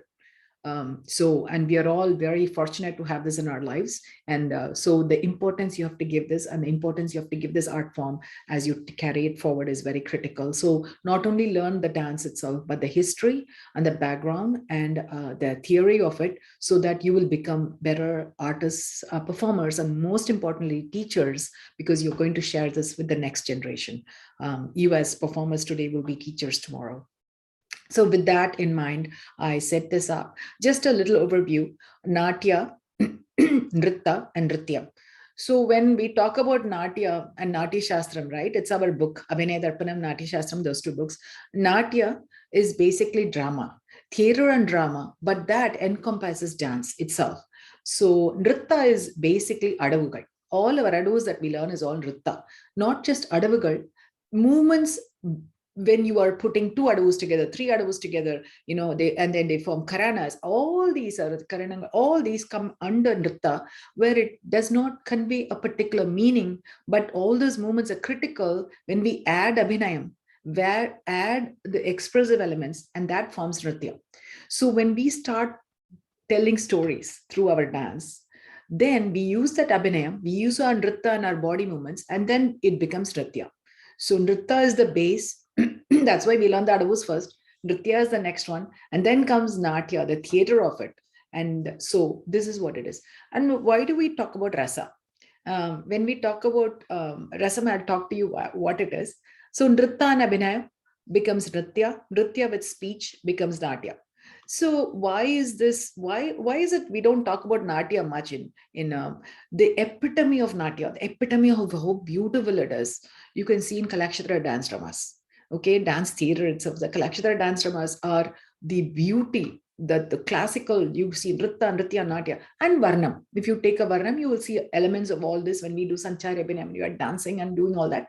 The speech is not given importance in this particular day and age, because we have musicians who actually tell the story. So as I told you, Nritta is the movements, adavu based movement, abstract pure dancing, which doesn't carry emotion or storytelling. And of course you add an element of abhinaya, and that takes it into the level of storytelling.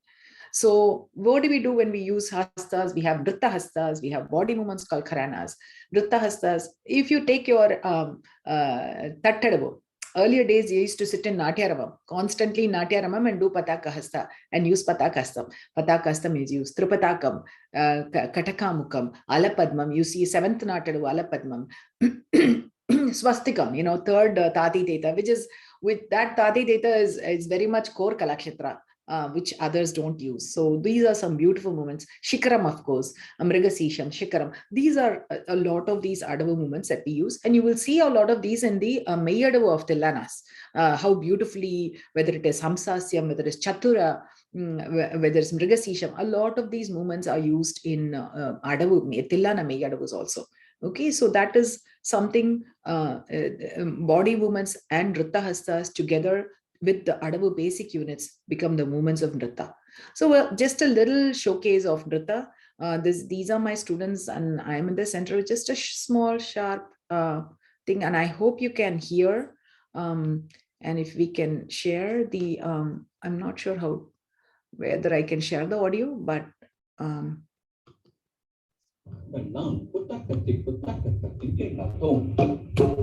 takita jump, takita jump, takita jump, takita jump, ta ding it na tum tang, ta ding it na tum tang, ding na tum tang, ta ding it na tum tang, ding it na tum tang, ding it na tum tang.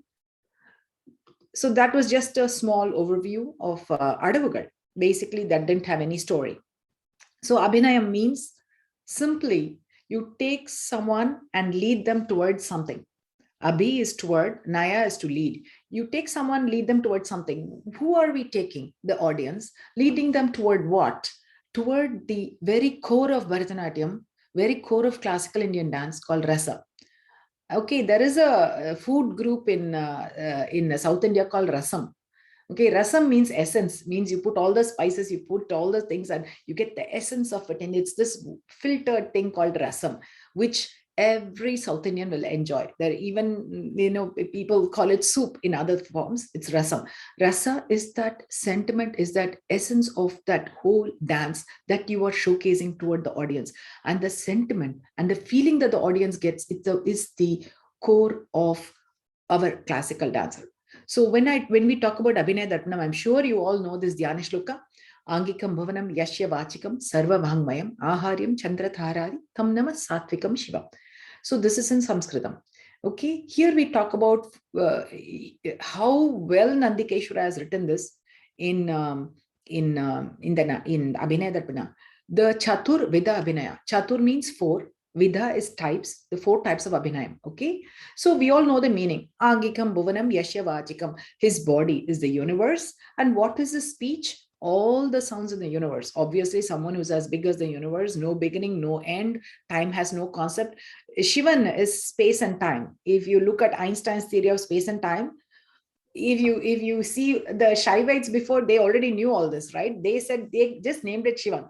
They didn't write a big theory or something. This is Shivam. Shiva has no beginning, no end. He's space. Shiva has no start, no end, because he's time. So he is the concept of space and time, and that connect, he brought it beautifully into Angikam Bhuvanam. He is everything. Yashya Vachikam, what is his speech? Sarva Vangmayam, all the sounds in the universe, the sounds we hear and the sounds we don't hear. It is not silent in space. Okay, there is a sound, and that sound is Shivam. And Aharyam Chandrataradi, of course, the great Shiva has ornaments on his body, and those ornaments are the cosmic elements of the universe.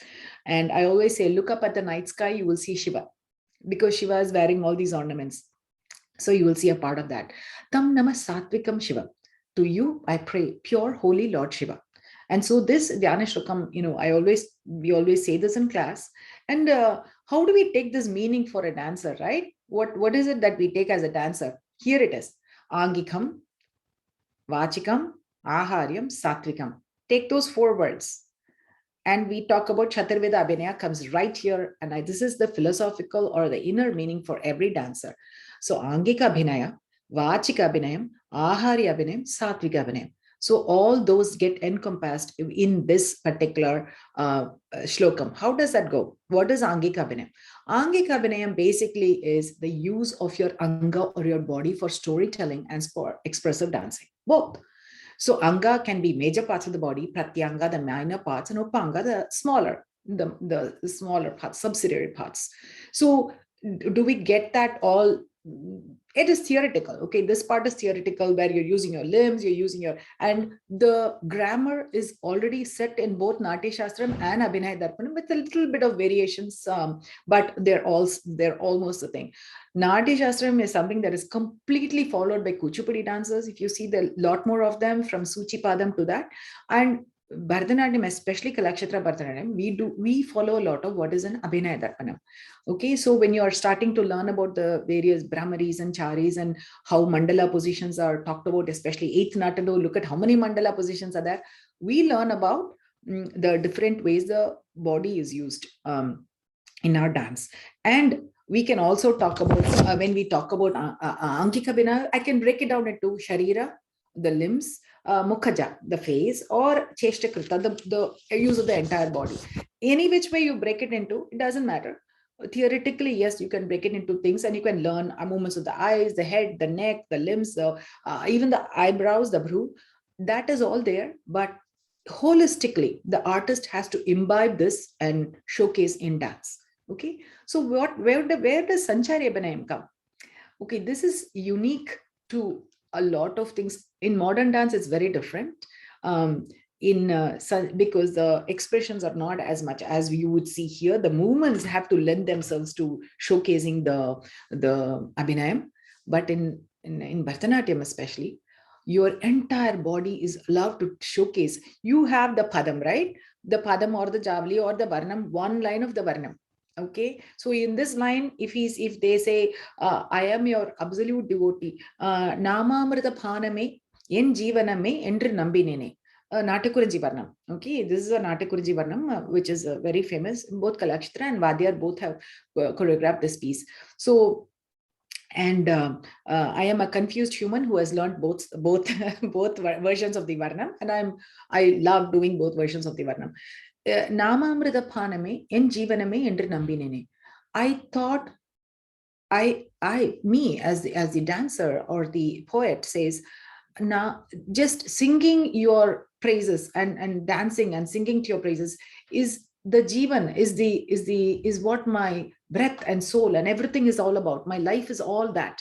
Okay, so when you're talking about something of that absolute devotion, you can take the story of Markandeya and elaborate on that and showcase that and say, okay, this is how great this devotee was.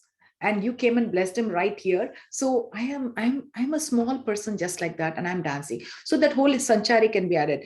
If we say Krishna is walking stealthily, you can show him stealing butter and people not noticing it, and all that encompasses sanchari abhinayam. Okay, so that angika, that body language is very critical. And what is the next thing we talk about is vachika abhinayam. Okay, vachika abhinayam, vachanam. Vachanam is speech, conversation in normal language. Okay, so vachika abhinayam is sound, the use of sound in dance, not just use of lyrics and dialogue and things. Any sound, even silence is a dance, right? When we have silence, we are still showcasing movements. Poems, lyrics, dialogues. In those days, people used to talk on stage. We don't anymore. We have musicians, professional musicians singing and creating lovely music for us to dance. And that is Vachika Abhinayam. Aharya Abhinayam, it's a Drishya Kavyam, means visual poetry. Aharyam is makeup, costuming, jewelry. Nowadays, it's simplistic. I have never been one for like heavy costuming, heavy jewelry, but it is critical. If I'm doing theater or dance production, yes, we have to get all this and make it all beautiful. But as a soloist, I like to be in a simpler costuming and let the dance tell the story. But it is also Drishya Kavyam. So lighting is there, makeup is there, and this art becomes a stunning art form for viewers to not only enjoy the aesthetics, but take on a spiritual content and take it home with them. Along with that, of course, stage props and decor, like I said, nothing beats Kalakshatra. And Rukmini Devi Arundel was the Ate was like she knew Western stagecraft, and she brought in the Indian aesthetics to it. So she was amazing in that. And so all we are doing is to follow her footsteps. Satvika Abhinayam. When we start as dancers, projecting our inner feelings, projecting our innermost thoughts, Lord Rama comes on stage. You as Sita, look at him, and that regard, love, affection, the divinity of this is showcased on stage. As we do it and we project our innermost feelings to a whole audience that is strangers, right? We don't know any of them. It is that feeling that they are getting when they watch us dance. They get transformed into a part of Sita themselves, and they see almost Rama on stage. That Satvika Abhinayam, from your innermost feeling to them, using our body, using the music, using our costuming, is Satvika Abhinayam. And that is communicated to the audience as Satvika Abhinayam.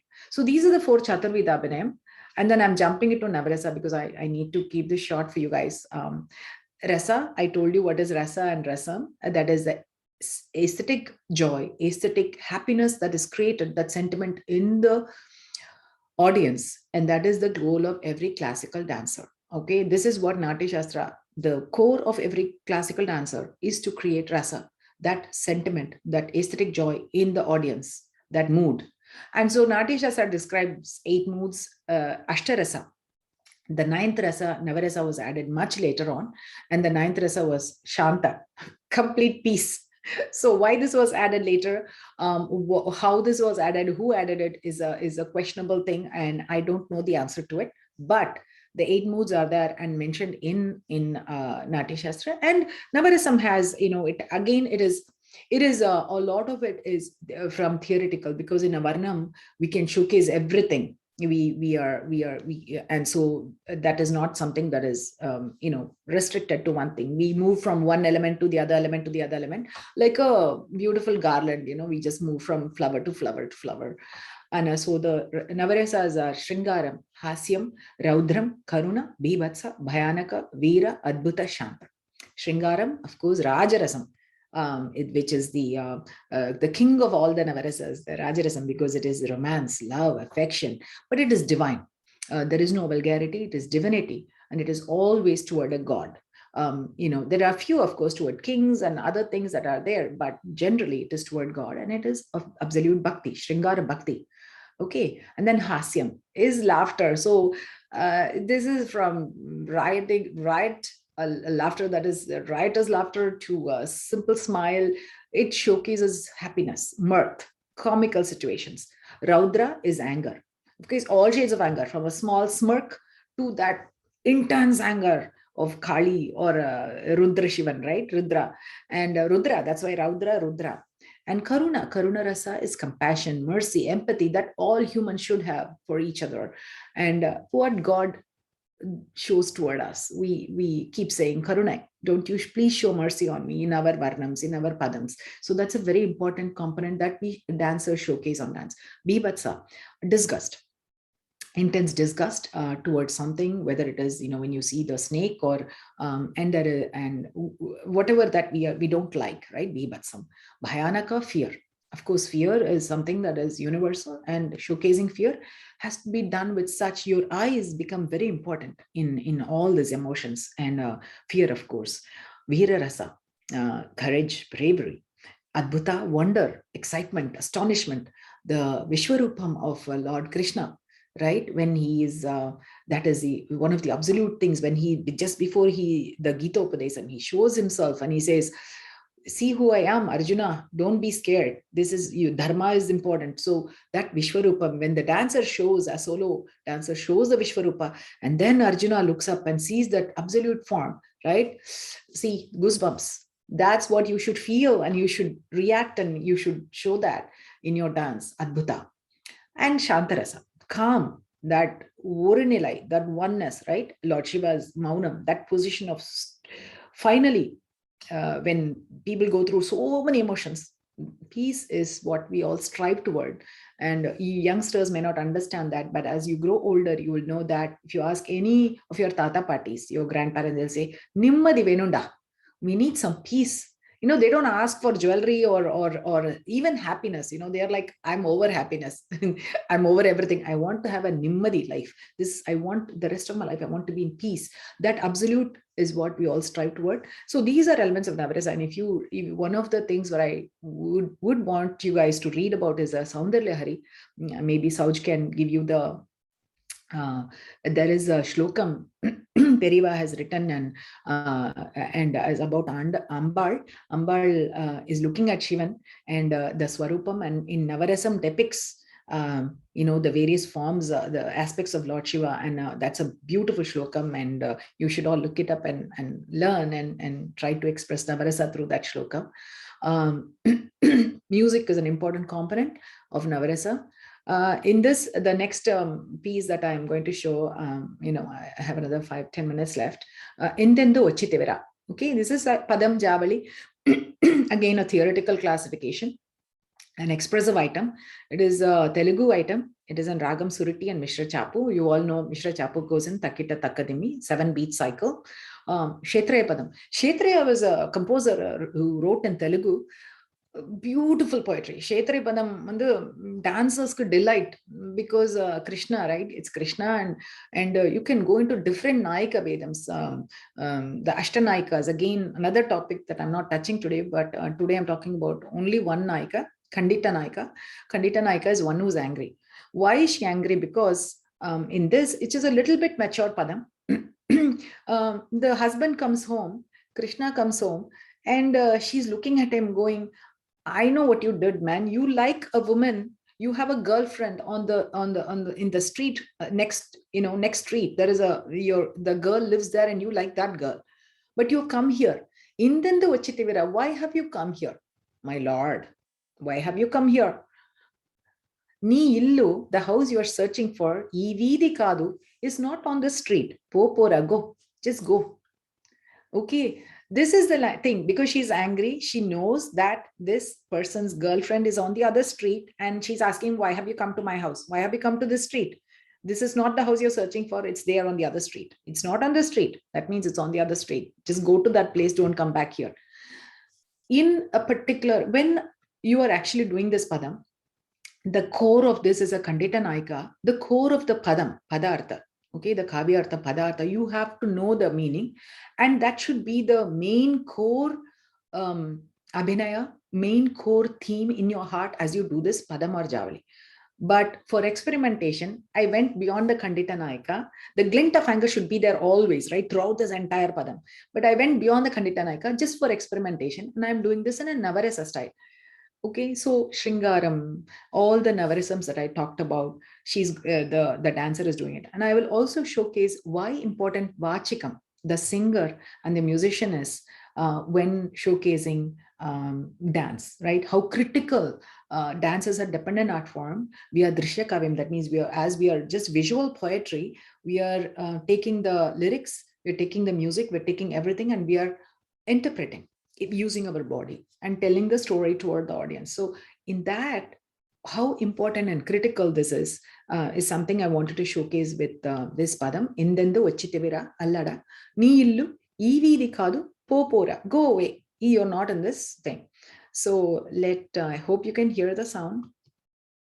So this is a padam or a javali because it is more based on one person, and a javali is more that is written about the local king or the local person. But for this Navarasa, I have chosen one line called of that padam, which is called Hindendu Vachitivira. Why have you come here, my lord?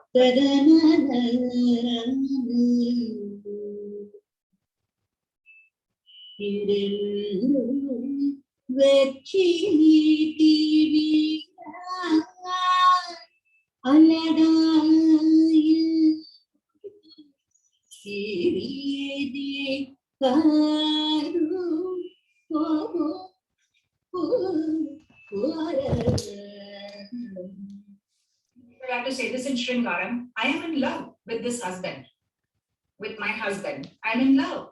But how do I convey this, the heartbreak that I have with Sringaram?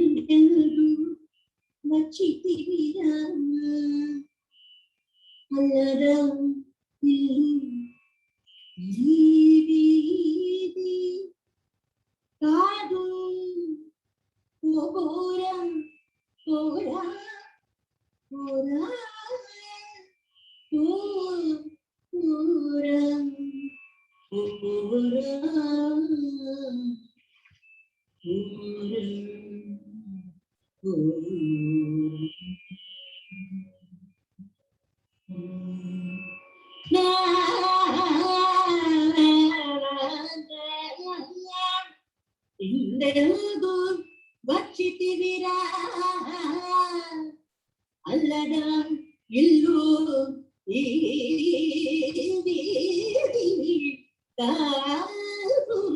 o pora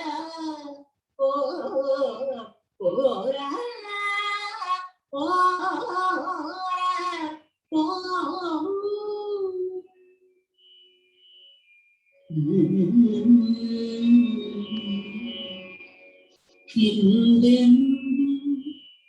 vachittivira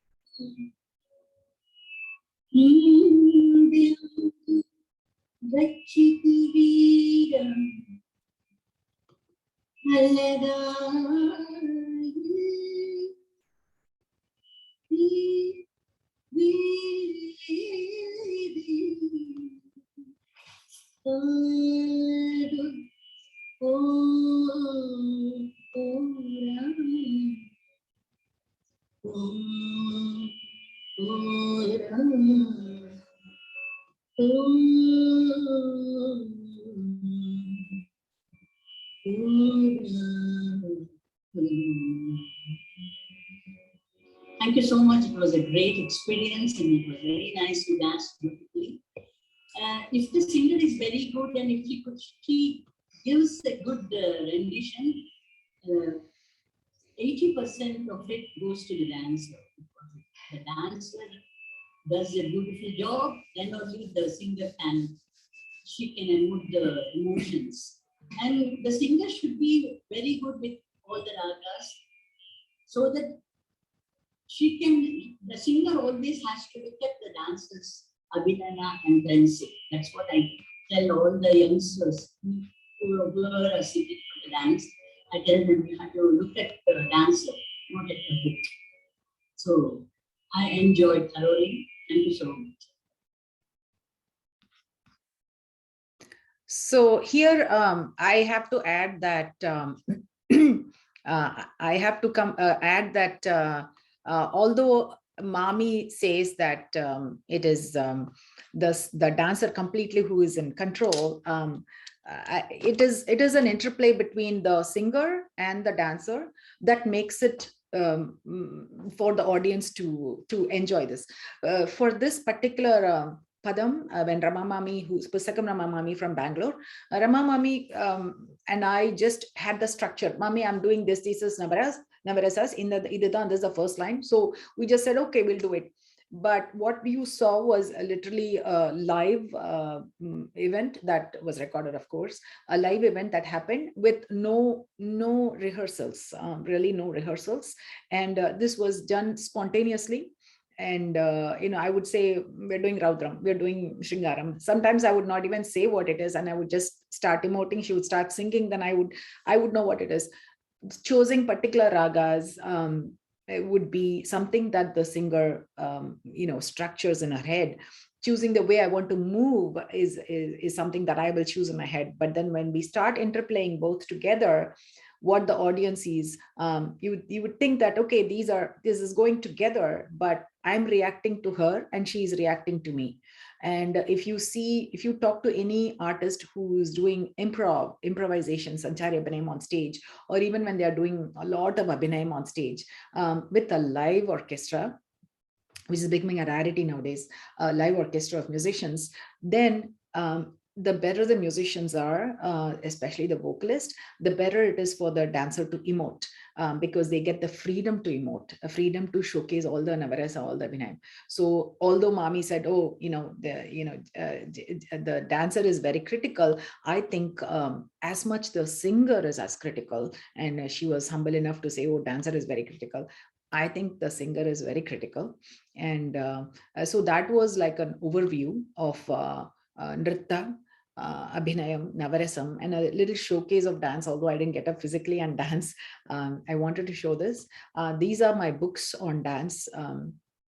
These are the books on dance that I have written. So you can find this on Amazon. You can find it everywhere. It is basically Bharatanatyam, and you Google Jayanthi Raman Bharatanatyam book, you will find this.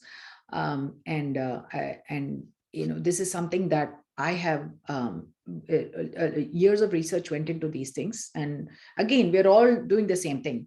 Just it is the books were written because I understood traveling around the US, teaching, performing, doing a lot of lectures over at universities, colleges, schools like your schools, that there is a huge disconnect. The authors that are and the research scholars have written books that are so high that the US based students, UK, US, I mean, this is bought like Chennai. It is actually a hard seller in Chennai, which is surprising for me.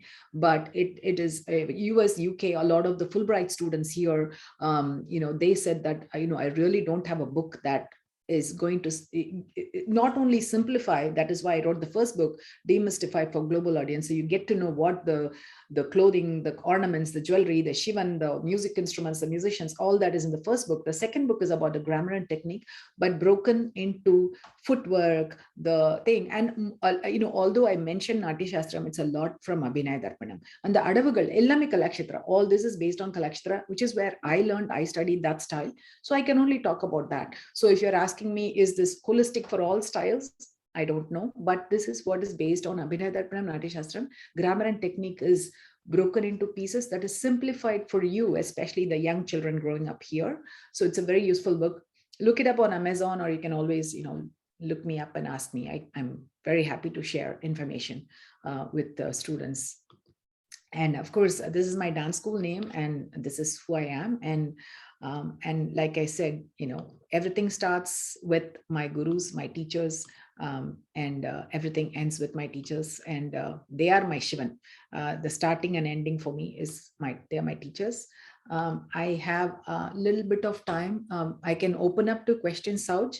A little bit of time if anyone has some questions, and then I will have to leave after that. So I think your computer or MC can direct if any of the students have any questions for me.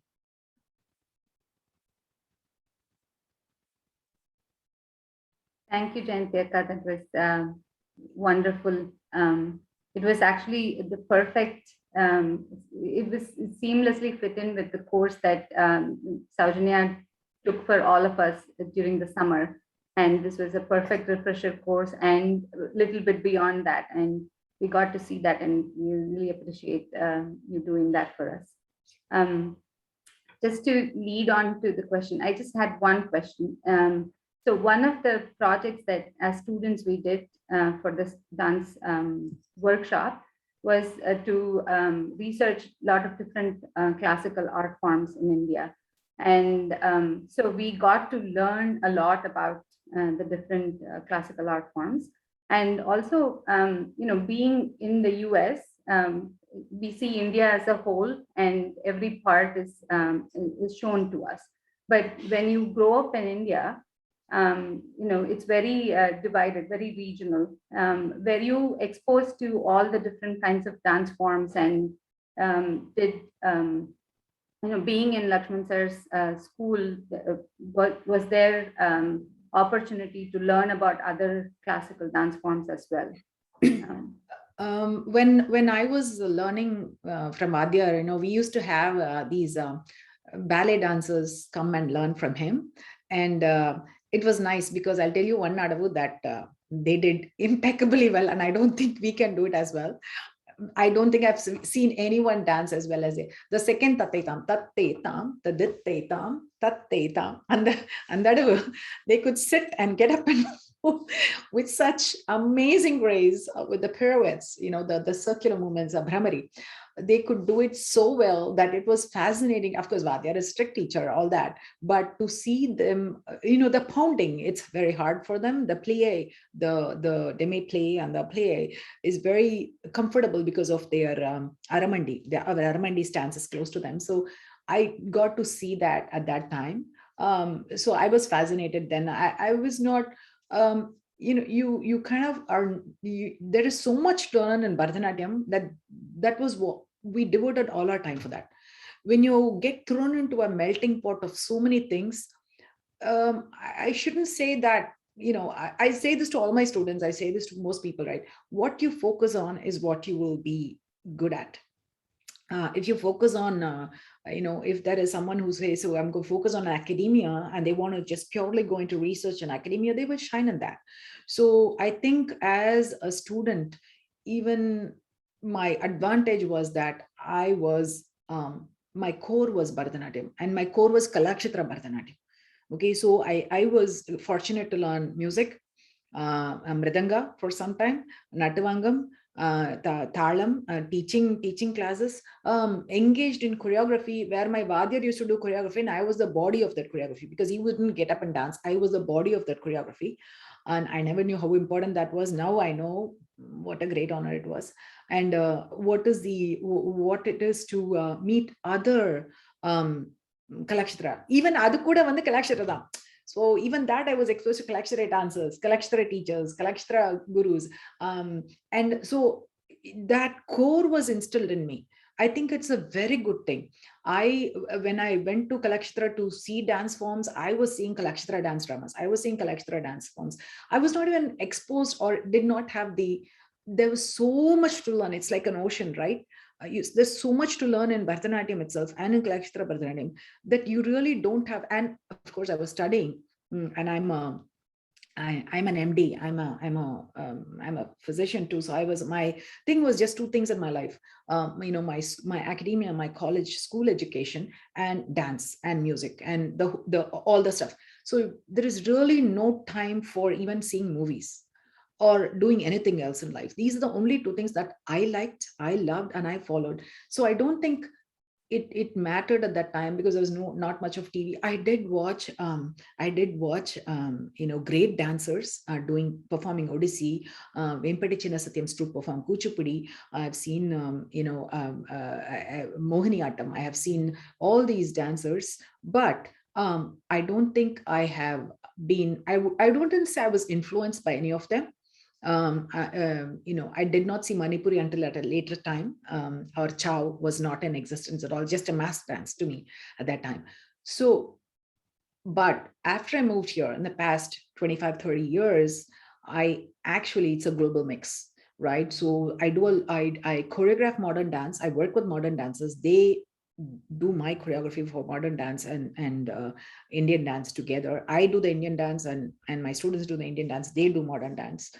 Ballet, I worked with ballet, I worked with Odissi dancers, Chow dancers, Kathakali, Mohiniyattam, but they dance their dance, I dance mine, and we do it together. So that is, I think that is, but I think as a dancer, a performer, choreographer, my thought and my love, my concentration, my focus will always be on Bharatanatyam, specifically Kalakshatra Bharatanatyam. That is who I am, and that is who I'll continue to be.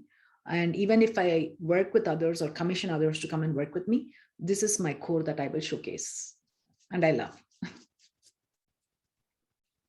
Thank you so much, Akka. Akka, thank you so much. That was just awesome. Thank you. Sahana or any other students have any other questions for Jayanthi Akka? Yeah, can I ask a question? Yes, please.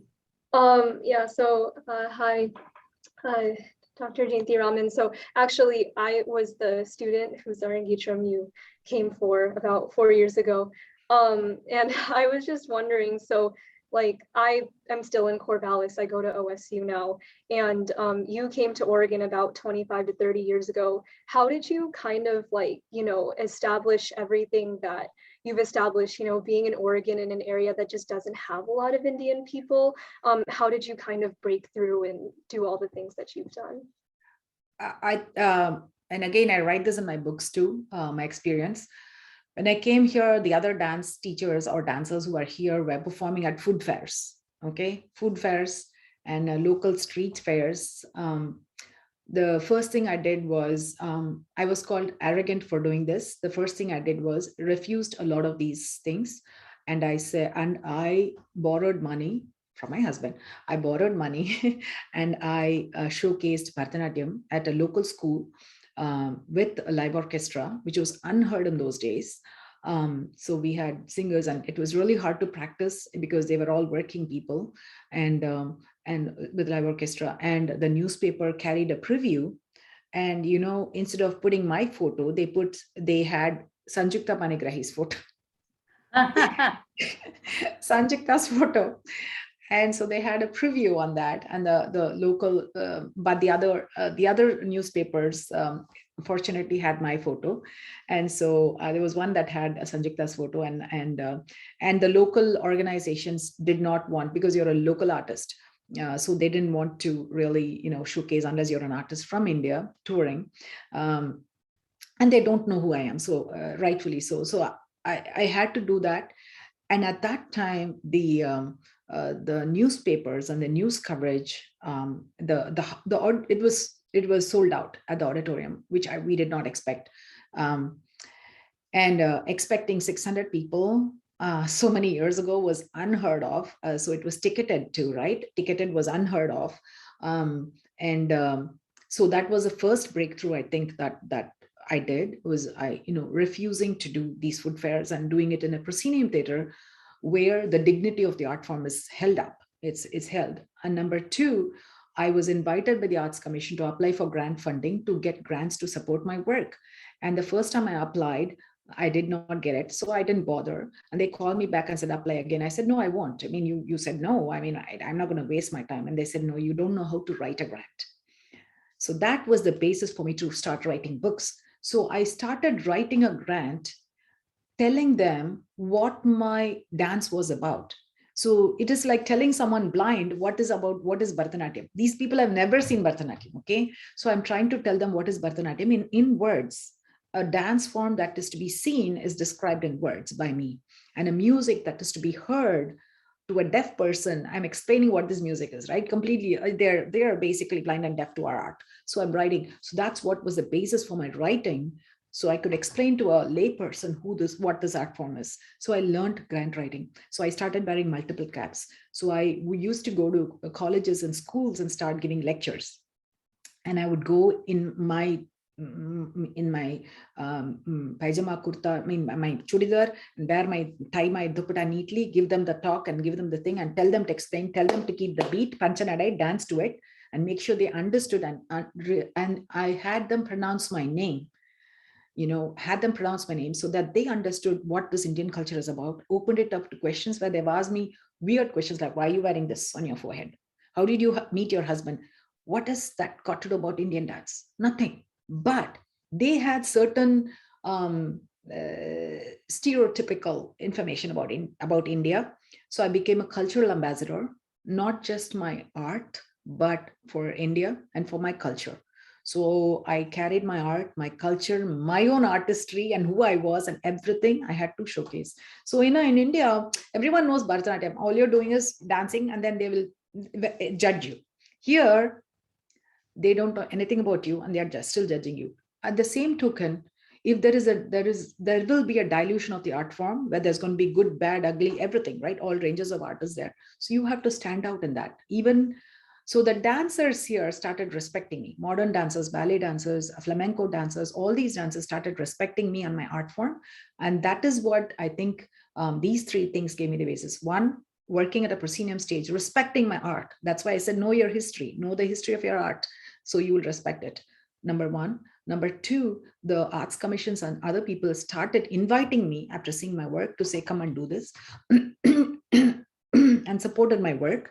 And number three, my peer dancers who were in the Northwest, they started respecting my art, and that gave me a solid foundation among them, a solid reputation and foundation among them to showcase my art. So it was not an easy path. It was very hard because the Indian immigrant community was very, very small. And to break from that, now it's easy. Now it's like Facebook and social media and this and that, and you just like throw things out there. It was very hard even to break the barrier to get the national award, the NIFA NDP, to go in. Now I am a nominee for the National Heritage Fellowship. I'm a nominee for the US Artist Fellowship, which is an anonymous nomination.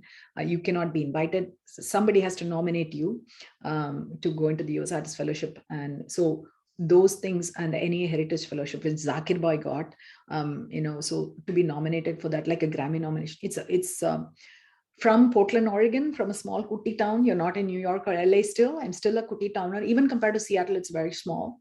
So to have that is not easy. You just have to work at it every day. Thank you so much. Thank you, Sahana. I'm glad you're still dancing, and I'm glad, and my best wishes to you at OSU.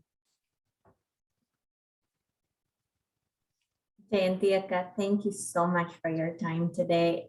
We have been blessed by yours and Neena Akka's presence. We learned so much, and I really have to have a shout out to Saujanya Akka as well for having had the idea to invite you, and for you all to share everything you've learned and have all your experiences. It's just amazing to be part of this family, to be part of to learn our culture from a different perspective. So thank you so much, Akka, and thank you for everything you've done to put Bharatanatyam on an equal footing, if you will. And I know it's up to us, the next generation, to continue to fight for that place and keep it there. So thank you again. Thank you. Namaste. Best wishes to all of you. Thank you, Sauj, and blessings to all the little girls. And thank you, Sauj, and please convey my regards and respects again to Gopi Anna, and to your husband and Madhu, and to Chinu Anna, and to everyone. And I'm leaving with more fond memories of Akka and Sir Vadyar and Ramona, and I'm tearing up again. So thank you again for this opportunity, and my love to you, Sauj, as always. Thank you so much, Akka. Thank you for being there for us. Thank you. Bye, Ma. Thank you. Bye.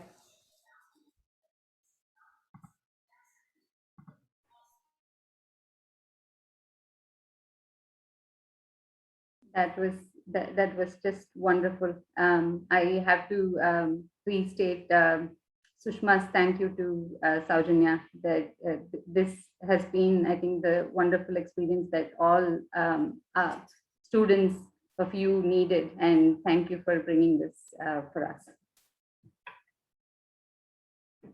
I'm getting emotional, so give me just like 10 seconds to catch myself. Okay, so Tarini, you want to continue your discussion with the other students and finish that, and then we will continue on to the Natya Yagam fundraiser, and then we will continue with the panel discussion, a panel Q&A for the US students that we had planned for. Okay, so Tarini, it's off to you. Continue. Okay. So any questions on the floor? Amrita, would you like to ask something? Yeah, sure. My question is to Smriti. How did you feel when ma'am was teaching dances during Samanvaya? Was it different from ma'am's usual classes? It was very fun, and yes, it was different from ma'am's usual classes. The mridangist and other musicians also came there to accompany the song for our practice. Also, the tailor and the jewelry man came there for our outfits. Also, I remember that since the practice was for a very long time, after our practice, we were brought some snacks and we ate them happily. We thoroughly enjoyed the whole process. What about you, Amrita? For me, yes, I did feel it was different because in ma'am's usual classes, she won't teach any item or adavu so quickly as she expects perfection from everyone. But during Samanvaya, she taught us many dances which were fun to learn. What about you, Sai? Yeah, the days were different from normal classes, and we just practiced the items we were going to perform on the day of the program. We practiced with the musicians and the singers, which was an exciting and a different experience altogether. That was very nice. Mahati, can you describe the day of the Silver Jubilee, 25th year of Bharatha Darshana? This Samanvaya was indeed an unforgettable event. All of the students of Bharatha Darshana were really excited to perform. I remember how we were all quite excited to wear our costumes and get our makeup done. We were quite nervous before going on stage, but once we did, we gave our best and made the show a very successful one. How about you, Digambari? Samanvaya was a very memorable performance with ma'am. I was really very excited to perform during the event. It was an unforgettable memory of practicing group dances, getting our costumes, and performing the stage. All these experience was very fun and exciting. It's nice to bring back memories. According to me, in ma'am's eyes, everyone is equal. But Shreya, have you ever felt that ma'am took special interest in you rather than anyone else? For ma'am, every student was special. However, her kindness and patience towards me felt special. She was always kind and caring like my own grandmother. I would like to share a poem on ma'am. Yeah, yeah. Nagamani ma'am, our mentor. Nagamani ma'am, we miss you so much. Not a day has passed where our memories of you have lost touch. We were lucky that a teacher so caring and nurturing we could find, who was also loving, encouraging, supportive, and kind. Ma'am, you were our teacher, guru, mentor, and coach, who was always so willing and easy to approach. You gave us the gift of art through teachings which were sometimes easy and sometimes strict. But never will I forget that your kind heart would ever have us erect. Your affectionate teachings gave me wings with which I could fly. And so I will celebrate your life through, though you have left us to join the stars in the sky. Thank you. That was a wonderful poem, Shreya.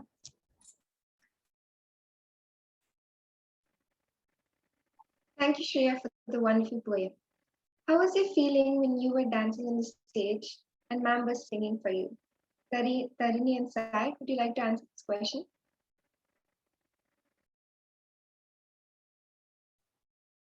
Okay, it was a proud and distinctive feeling to dance on the stage in front of many people while ma'am is singing for us. I agree, Sai.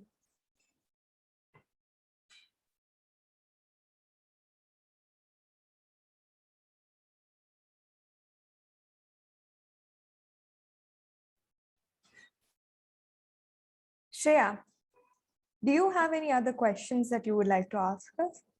Yes, this was wonderful to know. Anika and Soumya, ma'am has had so many moments with us. Do you have a moment seeing ma'am look the happiest person alive? When was it? How did you feel her seeing happy? Yes, I did. It was when she said her senior students got into the Guinness World Record book. It was a proud moment for her and all her students. I was happy to be her student. What about you, Samya? One Navaratri evening, I presume that was in 2018, me and my mother went to invite Nagamani ma'am for the first time to our home. When she saw us, she seemed overjoyed for a reason that I do not know. But deducing from that, her favorite festival is Navaratri. For the next day, she felt very happy looking at the arrangements and dolls in our house. That was a wonderful answer, Soumya. Now, Smriti, teachers always correct their students and identify their mistakes. Sometimes students feel bad about it. How did you accept her corrections? Yes, sometimes I felt bad, but this created a compulsion in me to correct my mistakes so that I don't repeat it again. This has made me improve. What about you, Ritika? Me too. I always accept ma'am's corrections happily and start working on it. I could see a significant change in my uh, by the implement of the corrections. Describe how much ma'am cared for you when you were hurt or ill or when you felt bad that you didn't get any step. Tarini, would you like to answer this? Sure. So there were certain times when I couldn't come to class, maybe due to exams or other reasons, or because I was in some critical years of my school life, like the ninth grade, for example, where I was writing some exams which were very important. But ma'am never made sure, always made sure that I felt like I was not lagging behind at all. And she also constantly encouraged me to practice at home, even if I wasn't able to come to class. She would also call me over to the class some extra days to take the practice and things like that. So that way I feel like ma'am always made sure that no one was ever left behind, or if he ever needed any extra help due to a genuine reason, she would always make sure that she was there to help. And yeah, that's what I'd like to say. And also the fact that my younger sister, uh, who had left classes due to some health issues, and ma'am was always very caring of that and took that into consideration. And every time she saw her, spoke to her and asked her about how she was, and she's just very encouraging to me and my younger sister in general. So that's one thing I'd like to tell. I remember when I had broken my leg once. Though I couldn't dance, mom would let me come to class and she would let me sit and watch the other dancers dance. This was really helpful because I could learn a lot by observing everybody else dance. And at the same time, I could also keep in touch with the items I'd learned so I wouldn't really forget when I got back to class. I'm ever so grateful for her for letting me come to class like this.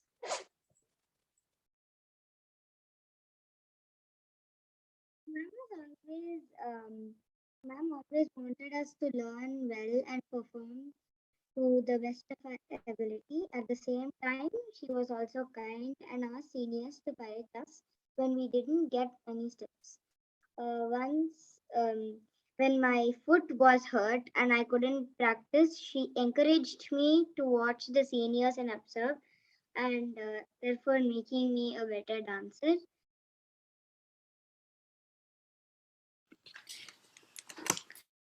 Once, I had a leg injury, and due to this, I wasn't able to dance at all. So she asked me to rest and not strain myself. This helped me, but she also asked me to watch the others dance, which helped me to catch up later.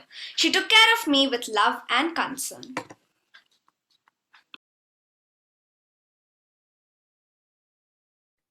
I have a question for the others now. I have a question. Sai and Amrita, describe the last time you interacted with Nagamani ma'am. Elaborate on it. The last time when I had spent time with ma'am was during 2019 Vijayadashmi. As usual, we did everything which we do every Vijayadashmi, which was to do puja and to dance on that auspicious day. On that day, I had received my most memorable gift, which was a small Ganesha from ma'am. What about you, Sai? Same with me. Even I had my best time during the Vijayadashmi I spent with ma'am. All the celebrations went up very beautiful like every year. I still have that gift which I keep it every day next to my study table. Samya, what was your reaction when you realized ma'am was no longer with you? After she passed, how did your dance path change? I still remember that morning of the Thursday when she passed. It was a school day and I had just come down for breakfast when my mom said she's no more. It was unexpected and I was genuinely shocked. It took me a long time to get over that fact. I made it my goal to make ma'am proud by sincerely continuing learning dance from another mastermind, Srimati Saujanya Mansudan. I agree with you, Samya. The day ma'am was no longer with us was a day I never foresaw. I honestly felt losing my guru, the person who taught me Bharatanatyam for 5 years. I felt lost. I even had second thoughts about continuing Bharatanatyam, but then I remember some of the very last words Ma'am had told me the last time I met her on Vijayadashami, and that was how she wanted me to do my Arangetram soon. I then started learning Bharatna. I then started preparing for my Arangetram under ma'am's daughter-in-law, Saujanya Madhusudan. Though she may not be with us physically, I'm ever so grateful for her, and I'm sure her blessings will be with us forever. I agree with you, Mahati. I was in complete shock when I heard that news. After ma'am passed, my dance path changed from Nagamani ma'am to Saujanya ma'am. Actually, I'm happy because I'm still learning the same dance style which I have been learning since the age of 5. Now, I would like to add a poem which I had written for ma'am. You were my teacher and the best teacher that I had ever met. Your personality and fame can make anyone choose you over anyone else. I remember that day when I got hurt. You assured me and didn't let me to dance for a week. Thank you for being there for us and for teaching us the best dance style. You live forever in the form of dance in all of us. Thank you.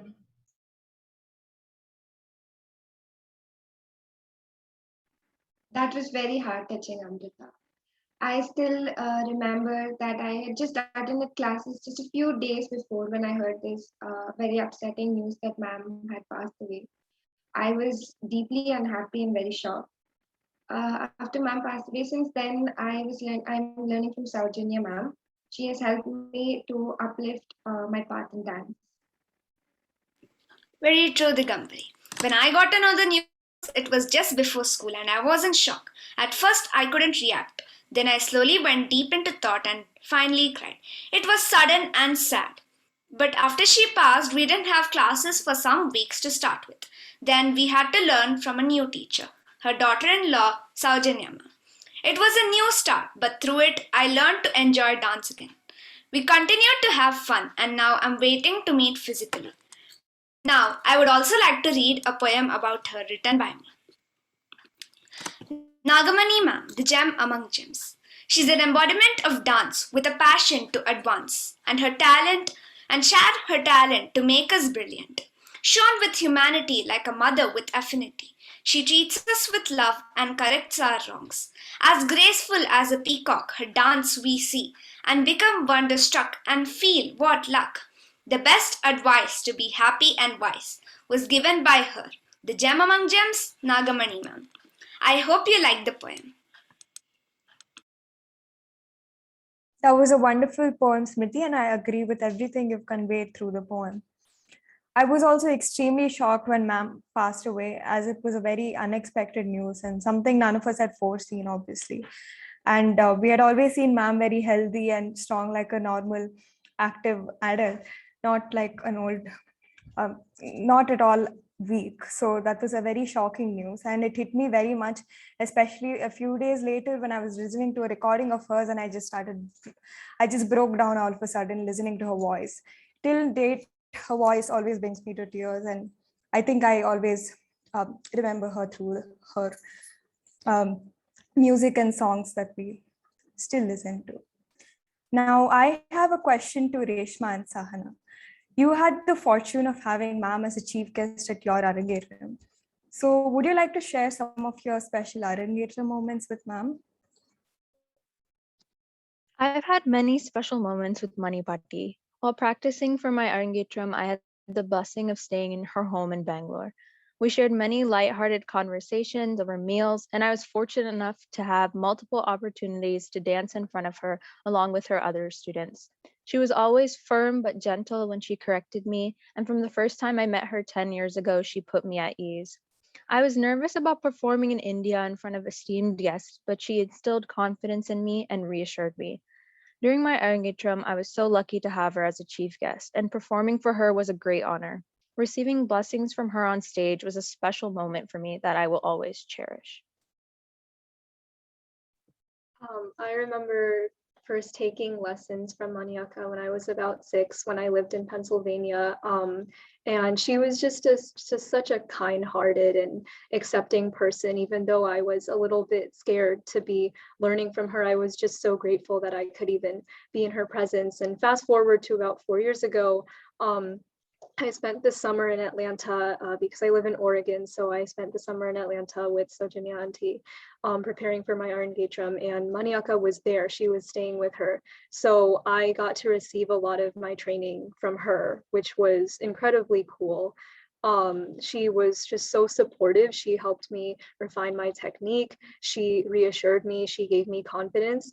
And then she came to where I live, and she was sitting right in front of me when I was doing my Arangethram, but it was just an honor to perform in front of her. And I never thought that I was going to get an opportunity like that. And she just afterwards had said that I did a good job, and I was like, wow, I can't believe it. But miss her a lot, and is grateful that I was even able to spend that time with her, and that she was able to be the guest of honor, the chief guest at my Arangethram. Thank you, Sahana. Smriti, what was the one thing that still reminds you every time of Nagamani ma'am? An incident or incidents in the recent past that reminded you very much of our dear ma'am? One of the most memorable incidents is the Silver Jubilee of our dance class. It was the first time I had ever danced on the stage. Another memorable experience is celebrating Vijayadashmi with her. It was a great joy. And all of you, look, I've drawn a picture of ma'am. I really hope you like it.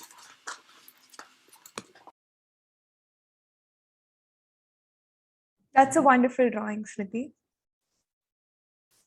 I would also like to share some thoughts on this. Every second of my practice for my Arangethram reminds me of ma'am.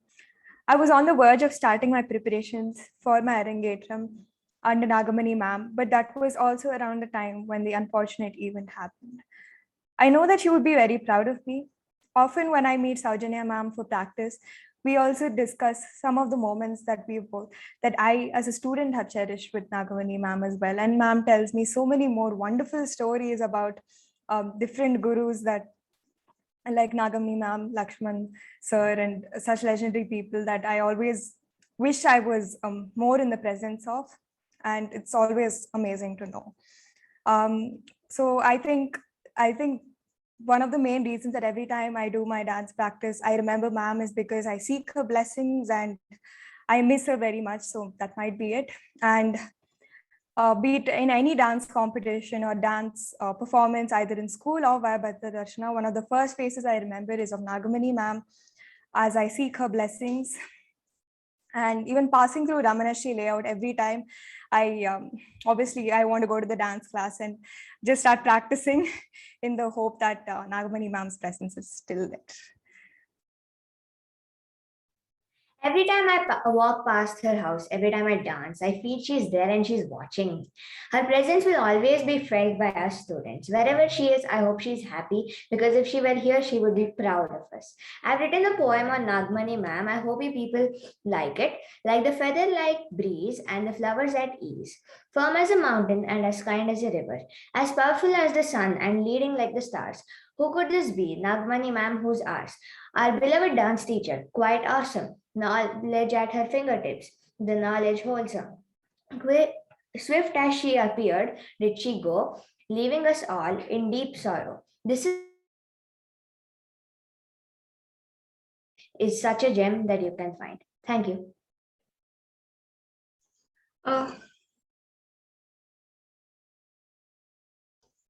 While learning Gopala was the time that always runs in my mind when I think of ma'am, and all the items, the first, the end, my corrections, the way she corrected everything. Whenever I practice a particular item I learned from ma'am, it all runs through my mind. And to thank her, I've written this poem. Hope you guys like it. Dear Nagamani ma'am, you gave birth to the new festive me. My second life had an outset with you as my first friend, guide, and philosopher, with you as my first hope to be a dancer. You sowed the seeds of art, you nourished us with your love and care. You grounded our roots to the soil, you trained us to shine like a golden foil. We all work hard to make you proud, and hear a wonderful compliment aloud. You taught us that dance and music beats are our second life's heartbeat. To you I bow with all esteem, to you I bow with great joy. Thank you, dear Nagamani.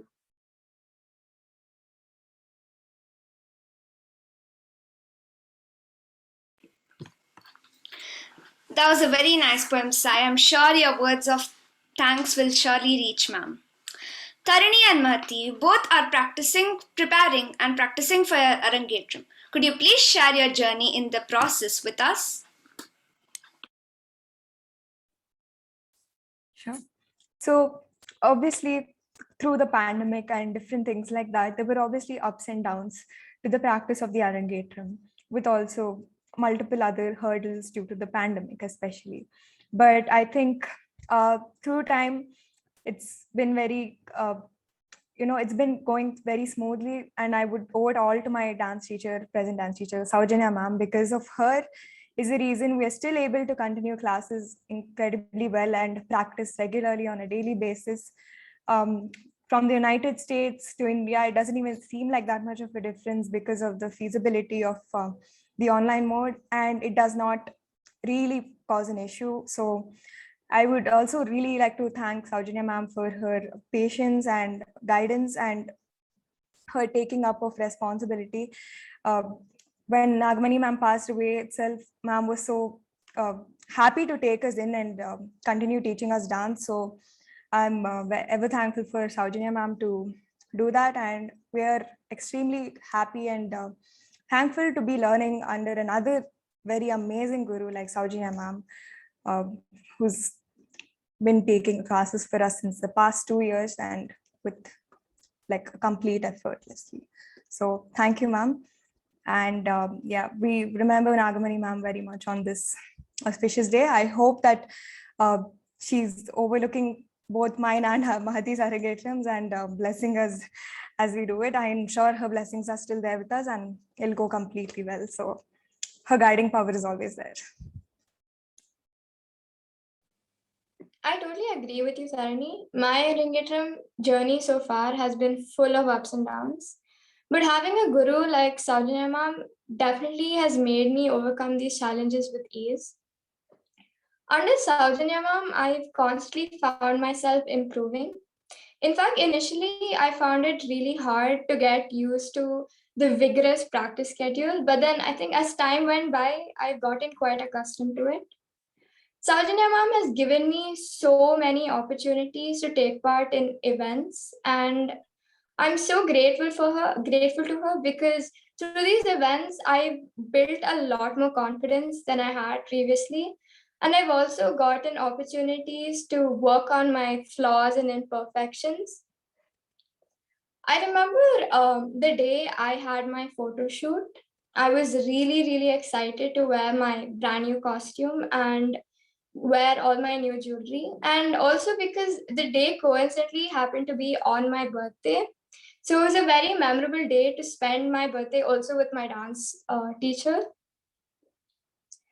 Though Nagmani ma'am is not here with us, I'm sure she will be smiling down upon both me and Tarini the day we do have our Arangetram. Again, I'm so grateful to both Saujanya ma'am and Nagmani ma'am for making me the person who I am today. So I'm really grateful for that. Thank you. Thank you for answering. You have really inspired us. Once again, a huge thanks to Saujanya ma'am for hosting this event and letting us all share these experiences. I'm sure there's a lot more, but it was a really wonderful time to get to know everyone's experiences. And a huge thanks to Saujanya ma'am for always being so supportive of us and bringing us to greater heights in the endeavors of dance. Thank you, ma'am. Always. Today's event, okay, I had the word of thanks. Yeah. Today's event was rather an extraordinary one. This wonderful tribute to Guru Srimati Nagmani Srinivasa Rao, known by her students as Nagmani ma'am and fondly as Mani Akka, wouldn't have been a success without everybody present here. I would express my gratitude towards Saujanya ma'am, the mastermind behind this event, my fellow students for collaborating and cooperating to make this a success, our parents for their support, and last but not least, all the artists and audience present here. Thank you very much and have a great day.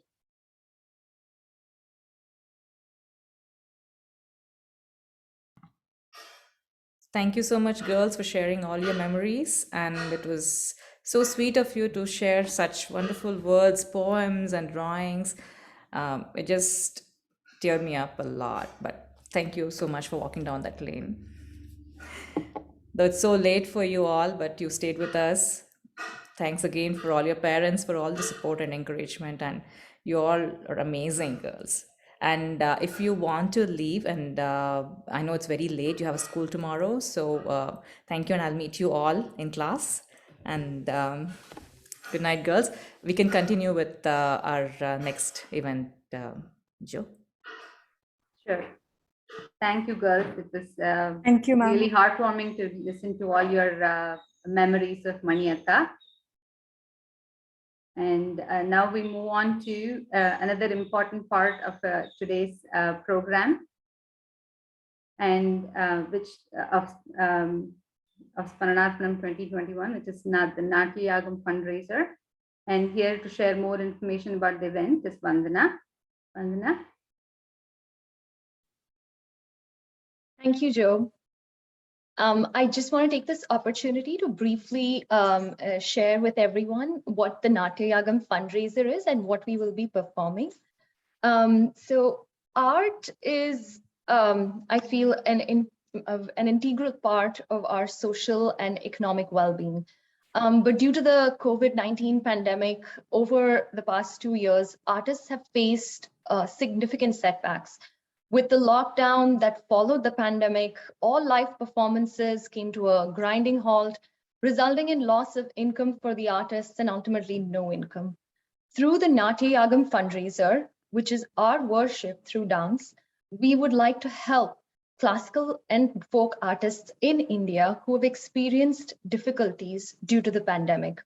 All the proceeds go to Abhay's Artists for Artists Welfare Fund. This initiative is to assist and rehabilitate artists who have suffered financial loss due to the pandemic. And I would really like to point out that this is the brainchild of Sriram Madhusudan, who is the grandchild of Mani Akka. For the Natya Yagam fundraiser, we will be performing the Varnam Rupamujuchi in Ragam Todi, set to Adi Talam. This Varnam is based on Lord Tyagaraja Swami of Tirvarur. In this Varnam, the Nayika longs to see the Lord and asks him why he is indifferent to her. The Varnam also describes the Lord as Tapatraya Harudai, the one who eliminates the three tapas: Adhyatmika, sufferings arising from one's own mind and body; Adi Daivika, suffering arising from nature; Adi Bhautika, sufferings arising from other living entities. In these troubled times, it was very fitting that we needed these three tapas to be removed. Hence, we found it fitting to perform this piece as a prayer to Lord Shiva to end this pandemic quickly. The Varnam is composed by Sri Muthuswami Dikshidhar and dance choreography by Srimati Rukmini Devi Arunde. Thank you.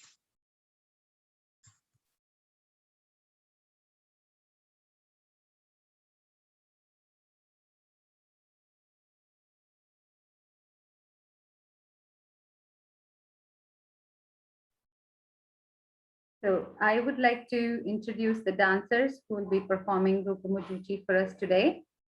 It's Aditi, Akshara, Dhriti, Meghna, Sushma, and Vandana. We welcome them and we thank them for the efforts that they've put in for this fundraiser. And we're really looking forward to watching you guys perform.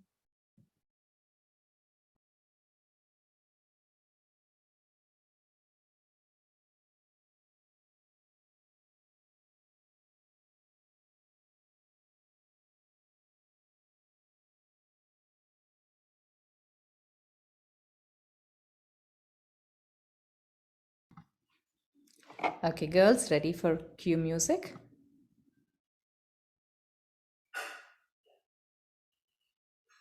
Music. 3, 2, 1.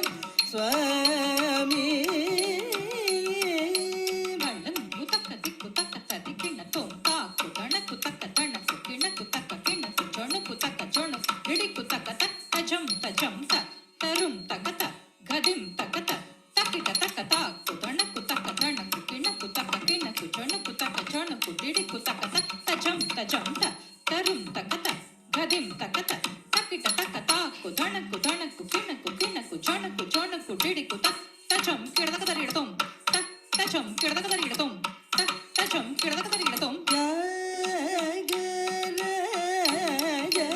స్వామి బళ్ళంగు తక్క దిక్కు తక్క తదికిణ తొం తో దిం దిం దిమి కిట తక్క తో హొత్త తొం తొం తొం కిట తక్క తో దిమి తక్క తొం దిం నం తక్క తొం తడింగు తొం తరిగిడతొం తరిగిడతొం తరిగిడతొం స్వామి ఇదే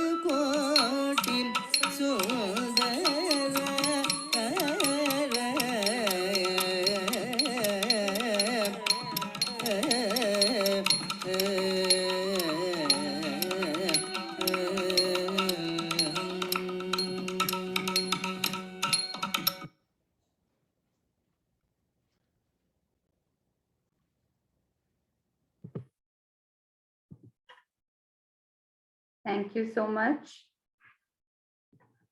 Aditi, Akshara, Dhriti, Meghna, Sushma, and Vandana. It was wonderful to see you all perform Rupumujuchi. Thank you so much for doing this as part of the fundraiser. As you may have all noticed, in my video, I had a Natya Yagam fundraiser flyer. Please donate for this cause. So as artists, we can support other artists who are in need. And I think it's very important to do that. And this also reminded me of when I first learned this Varnam with Lakshman sir. So all like really fond memories came flooding back. So thank you for doing that. And now I would like to welcome Smriti to say a few words about this cause and how you all can donate to this cause. Smriti, over to you. Namaskaram, everyone. The Varnam performance was wonderful, and hopefully it touched your hearts to open your wallets to donate for this wonderful cause initiated by senior students of Bharatha Darshana. We are so proud of your efforts. All proceeds that we collect will go to Abhay Artists for Artists Welfare Fund. Heartfelt thanks to everyone who have generously donated. What better way to support the struggling artists than to raise money by dancing? You can donate through the links provided in the flyer, Bharatha Darshana Facebook and Instagram pages to the program, or you can reach out to my mom, Srimati Saujanya, or any one of us for more information. This fundraiser will be a recurring event until life returns to normal post-COVID as all the artists get their livelihood back, and later with a motto to serve the classical performing art forms and its practitioners. We invite all artists who are willing to perform and participate in the future events to reach out to us for more information. Thank you all. Thank you, Smriti. So as you heard, we really look forward to raising a lot of funds for the artists in need. So please donate generously. So now we almost move on to the last segment of today's program. And this would be something that all the senior students of Bharatha Darshana took part in as part of the Nartana Shastra Darshana course that we took during the summer. It was a two-part course that we did. And for the second part, we all did research on different classical dance forms that are prevalent in India. The students had a very enriching experience studying and understanding this topic. Here, in a unique way, the students of Bharatha Darshana will engage in a lively discussion of the things they learned via a Q&A session. It should be very interesting to watch and listen. So I'm looking forward to that. To moderate this session, I now invite one of the senior students of Bharatha Darshana you just saw perform Rupumujuchi, Sushma. Sushma, here you go. Thank you, Joe. I'm very excited that we have this opportunity. And I think one of the main things we've learned today really is our journey of learning can never end. And there is so much to learn. So as we went through the workshop and the research project, I know we all learned so many different things. And I'm so excited that we're all here today. We'll share. I'm sure you will learn new things through this engagement. So chime in and give your answers, because this is really about all of us. The format for today will really be pretty simple. We will go around. This is a student-driven question and answer type session where one will ask a question and then anybody can chime in, give an answer, keep it short, but really, again, focus on the learning. Would love to start with Shubha. Do you want to kick us off today? Yes, namaskaram everybody. Can you hear me? Yes. Great. So Satriya was relatively recently conferred a classical status by Sangeet Natak Academy. It was in 2000, I think, and there's not a substantial literature on it. So could anyone tell me a little bit more about the Satriya dance and the popular dancers associated with it? I can try to answer that question. Satriya or Satriya Nritya is a major Indian classical dance drama that originated in Krishna-centered monasteries of Assam. A little bit more about Satriya. This art form is usually performed in temple halls. Most of the themes are based on Lord Krishna. Satriya repertoire, like other classical dances, include Nritya, and Natya. One of the most noble Satriya dancers is Srimanta Shankardev, and that's what I have about Satriya. So we all researched many great classical dancers for our project. So can someone say whose story inspired you the most and why? I can try to answer that question. So the story or person that inspired me the most was Mrinalini Sarabais. She was one of the first women to perform Kathakali, and she, through her choreography, extended the dance to women as well. One of her most famous pieces was one where the dancers wore no makeup or special costumes in order to showcase the power, beauty, and strength of Kathakali. Another interesting dance form we all researched was the Manipuri dance. What sets this dance form apart from most other classical dance forms of India? So the dance form Manipuri contains more smooth movements, whereas other classical dance forms of India have more rhythm-based movements. Additionally, in Manipuri, females portrayed in the dance are shown through graceful movements of the arms and hands, while the male characters are portrayed through rigid body movements. Next, so makeup plays an important role in all classical dance forms. However, in each individual dance, makeup serves a different purpose. So what I would like to know is what purpose does makeup serve in the Kathakali dance form? When I initially watched Kathakali dancers, I wondered why their makeup was so different from the makeup in other dance forms. As I did research on this, I understood that different colors in the face can symbolize different types of characters. Other art forms did not have such intricate makeup. The makeup alone took several hours to do, but certainly paid off. There's an agreed on code for what different colors symbolize. Green represents being heroic, and green with coral lips is for noble characters. Orange or saffron could show noble women. Red usually symbolizes someone with evil intentions. Black is for forest dwellers or hunters, and yellow is used for monks and women.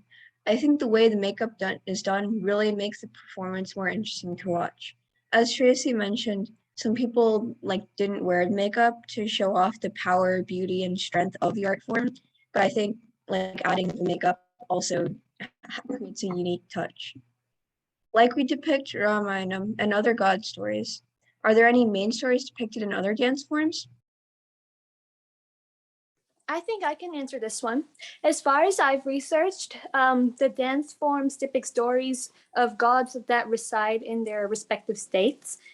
And some stories are depicted commonly across all dance forms, such as the Ramayana and such stories like that.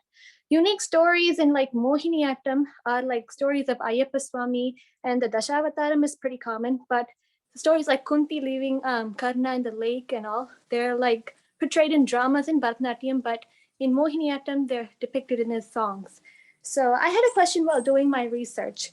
How does the Lasya element in Mohanam differ from those in other dance forms? That's a great question, Akshara. I can try to answer that question.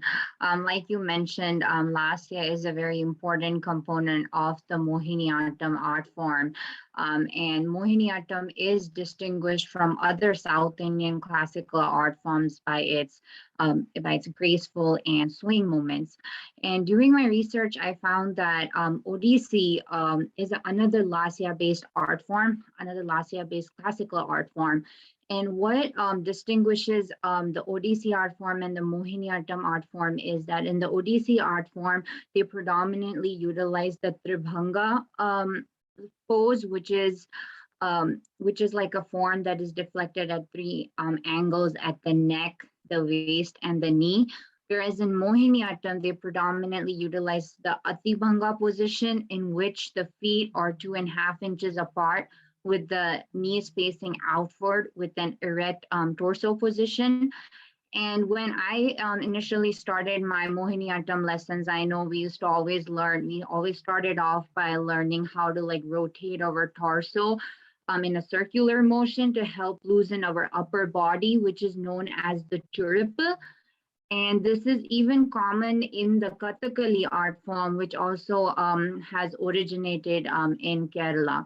So in this way, during my research and from my personal experiences, definitely I can say that the torso movements in the Mohiniyattam art form are very, very differently from the Bharatanatyam and the Kuchipudi art form. And on that note, like I just was curious when I was like doing my research, I was just curious, like with Kathakali and Mohiniyattam, both art forms originating from Kerala, did anybody like find any similarities between the both art forms? I think I can answer that. Kathakali and Mohiniyattam are actually pretty different despite originating from the same state, but there are also some similarities as well. First of all, they both originate from Kerala. Both Kathakali and Mohiniyattam follow the rules of the Natya Shastra. Besides this, both Kathakali and Mohiniyattam also focus a lot on Krishna and stories of him. Also, I find Kathak very interesting because it's very different from Bharatanatyam and other classical dance forms in terms of the movements and costumes as well. So I would like to ask if anyone could tell me what they found the most interesting about Kathak through their research. I think I'll be able to answer that, Anjali. So one fact that I found very intriguing about Kathak was that Kathak, the only North Indian classical dance form, has elements added not only from the Natya Shastra, but also Persian and Central Asian culture. For example, the awe-inspiring fast pirouettes and like the linear fluid poses were greatly influenced by a similar dance in Central Asia known as Pacha. So we know that the costumes used in Odissi dance are quite similar to those used in Bharatanatyam. So would someone please elaborate on what the defining feature is in Odissi attire and what it is made of? That's a great question, Aditi. The pictures of the Odissi dance clothing are very beautiful. It's known for a silk sari embellished with diverse stones made of gold and silver, and it has like intricate thread work.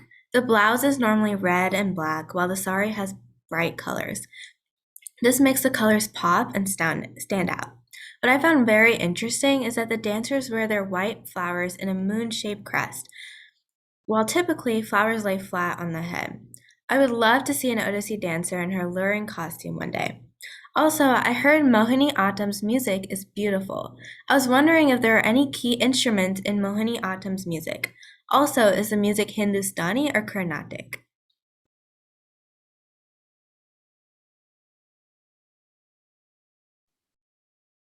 Okay, can I take that one? All right, so Mohiniyattam, the instruments that are used are very similar to Kathakali, and except for the Chenda and Shangila, they use something called as Kuritalam, which is cymbals. They use Madalam, which is also used in Kathakali, which is a heavy barrel-like drum that the percussionist ties around the waist. It produces a distinct sound from Mridangam, and Mridangam is also used. In addition to that, they use Veena, Idakka, which is a typical Keralite percussion instrument, and they also use the flute. And the music is basically Carnatic classical. It's a Sappanam style music, which is basically temple music. And it has a very slow tempo, like how Neena Akka had performed. So yeah, that's about it. So could someone tell me what makes Kathakali different from the other dance forms? We heard a little bit from everybody, but someone elaborate? I can take that question. As I researched the classical dances of India, I recognized that Kathakali is very different from the other dances. For example, like Manasa said, Kathakali dancers paint their face in various colors that represent different things, which I thought was a very unique way to differentiate characters. In addition, according to my research, Kathakali uses a distinct combination of costume, makeup, and jewelry for each character, and you will be able to recognize what the person is playing based on the skirt, the type of crown, and like the color of the painted face. Also, the dance uses instruments like chenda, idaka, and sudha mandalam, which you might not see in other dances. While I was doing my research, I realized that each state of India has a major classical dance. So does anyone know what the major classical dance forms are in Kerala? I can answer that. The two major dance forms in Kerala are Mohiniyattam and Kathakali. Also, I had a question. What word was the word Kathak derived from? I can answer that, Mayuka. So, like other classical dance forms, even it's interesting how Kathak was derived. Kathak was actually derived from two Sanskrit words, Katha and Kathakars. But Katha means story and Kathakars means storytellers. So that's how it originated when the storytellers wandered and like communicating about the great epics. So we know that how important all the instruments are in the classical dance form. So I have a question on that. Does anyone know what's one important instrument for Odissi?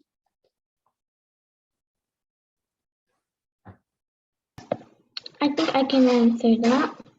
So one instrument that's used in an Odissi performance is a violin, but a violin is also used in Bharatanatyam. I have a question. Is there any Hold on, similarity? Megha. 1 second. I think, Shubha, you had done some more research about the instruments here. Could you add a little bit more to Megha's answer? Yeah, so the Odissi dance, it's very similar to the instruments that are used are very similar to Bharatanatyam. The difference would be there in the music. It has a typical Odissi music, which is a bridge between classical and Hindustani classical and Carnatic classical, I'm sorry. So they have their own ragas and they have their own way talas, the way it works is it's slightly different. However, it's much more of a bridge. So otherwise, most of the instruments that are used it's fairly similar to what is used in Bharatanatyam. Awesome. Thank you, Shubha. Megha, go ahead. So my question was,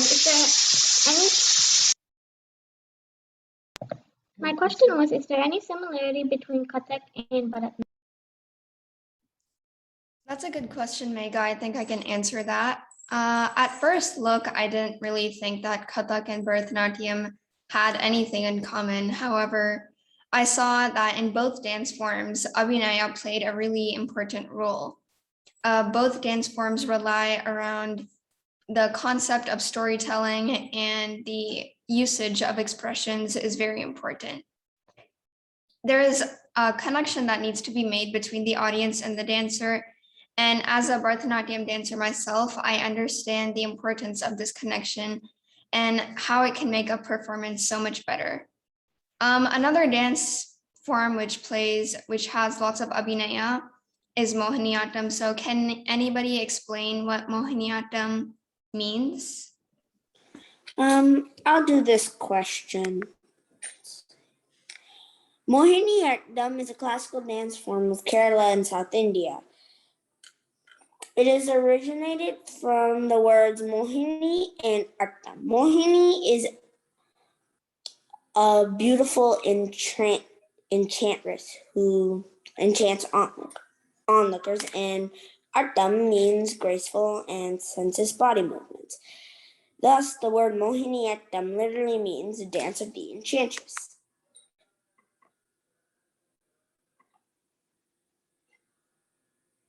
Thank you, Siri. Sahana, I think we were talking before and you had a question for Sajanyaka. Yeah. So I was wondering, what is your favorite Bharatanatyam performance till date, and why is this performance close to your heart? That's a difficult question to answer, Sahana, because every single performance I have done till date has been very memorable for me because of something or the other that's very special. However, I would like to spotlight on the Nadani Rajanam performance that came as a blessing, and it was I remember that it was just a sudden invitation that we got to perform, and I'm sure Dhriti and Radhika were also fortunate to be part of that, which was also a special thing for me because I could take my students from the US to dance in India, and we had really a wonderful time dancing there. And we had the special darshan of Balaji, which was like so intimate that we were right in the Garbhagraham, the sanctorium, and we could see the Aarti. And it was a very auspicious day that they would do that Alankaram once only in 80 years or so. And that was really like, even today when I speak about it or think about it, I have goosebumps. Like it's, and we all performed, and that was a time when Amma was there to do the Natuvangam for us, and Gopi Mama played the Mridangam, and the team from Bangalore came, accompanied us for vocal, and it was really a great experience. Radhika and Dhriti, do you want to like share something about that experience you had? Yeah, the Nadani Rajanam experience was really it was a really enriching experience for me because I was able to see senior dancers as well. So I learned a lot from them, and I also had a few interactions with Nagamani ma'am. So it's really a blessing. I would totally agree with what Dhriti said. It was a blissful experience. I consider myself very fortunate to have got that opportunity, and that was the first time I got to meet Mani Akka, Nagamani ma'am, and I'm so grateful to God that He gave me that opportunity to meet her in person.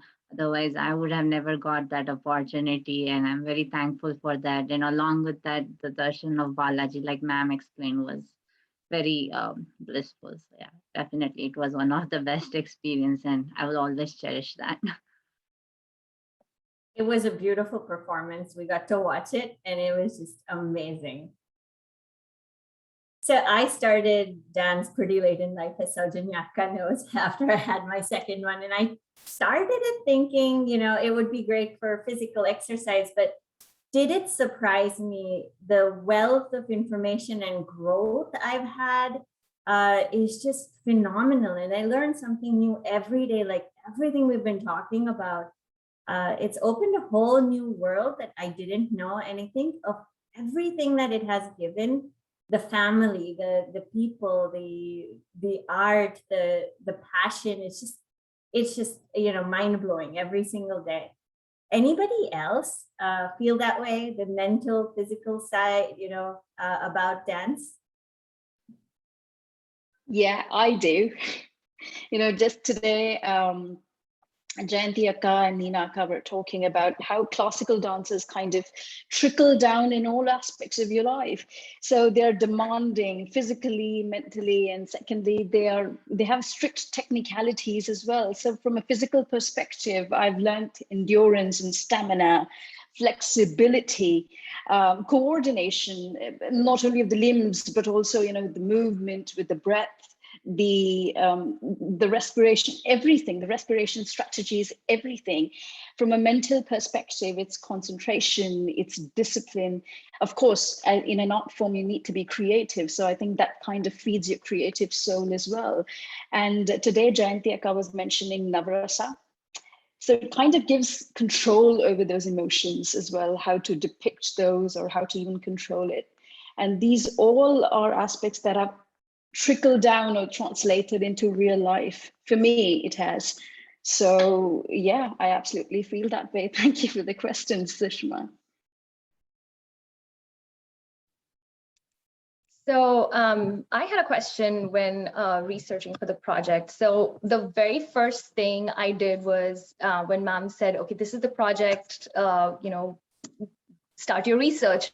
So the first thing I did was I listed all of the classical dances, and then I started plotting a roadmap. I took the map of India and I was like, okay, there are all these dances originated in these regions.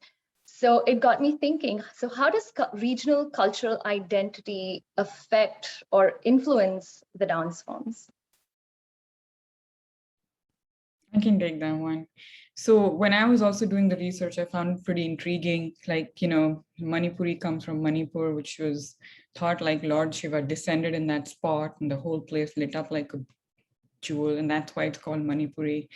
Then for Kerala, like Kathakali, it was the Zamoran of Calicut who was presented with the peacock feather, and he was so inspired by that, he started having those dance dramas every night, for 8 nights to be precise. And then there was the other Raja who wanted to kind of copy the same thing, but wasn't allowed to do that. So while the Zamoran of Calicut was doing Krishnattam, he started Ramanattam, and so then this Kathakali started off with that. So that it's kind of interesting to know that that's the historical background.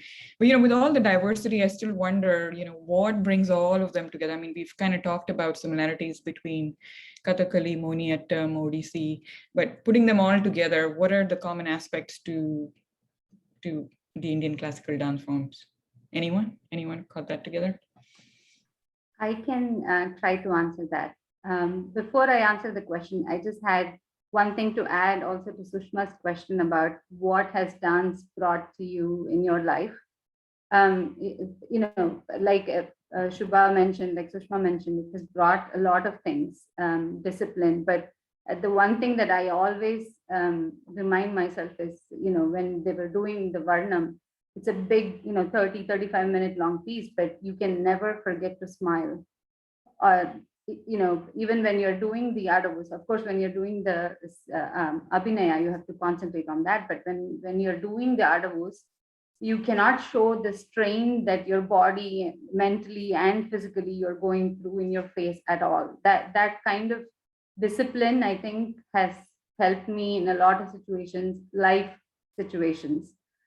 So I think that is truly a blessing, I should say. Like, however nervous you are, however tired you are, you have to portray yourself with a smile. So usually the smile kind of from you resonates with whoever is looking at you. So that is very important. And I think this kind of brings me to the answer to Deepti's question, because like we heard from Neena Akka and especially Jayanthi Akka when she talked about rasa, I think what the common aspect, if you want to know like a textbook answer, you can say all the dance forms came from Natya Shastra, period, full stop. There ends the thing. But it is much more than that, because what the real essence of any classical art form or any art form in general is the rasa that it produces and the rasa that the audience actually gets to experience from that performance. So as Dhriti also mentioned when she was saying that when she actually performs, she wants to emote that rasa so the audience can get it. So that is the most common aspect of all dance forms, and I think so.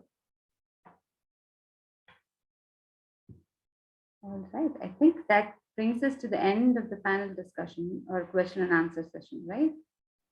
Yes, That was thank really you, nice. Jo. And thank you, everybody. I definitely learned so many different things today that I had even, researching, I hadn't found. And having Jayanthi Akka and Neena Akka talk about it and kind of show some of it is theoretical is one thing.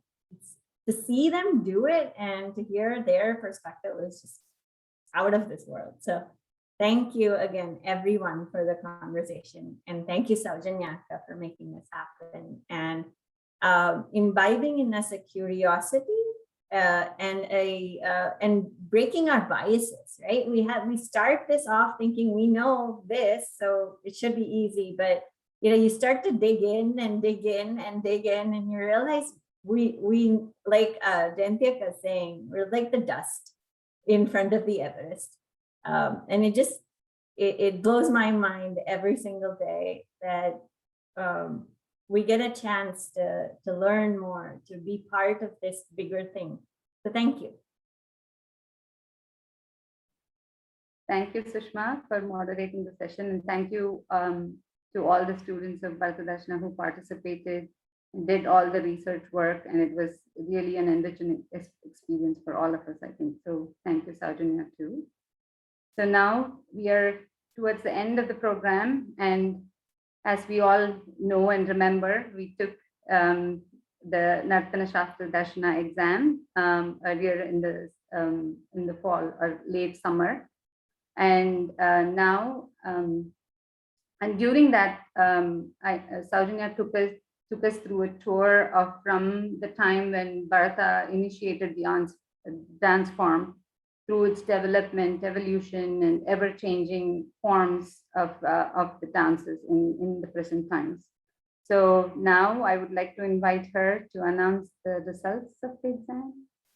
And Saujanya.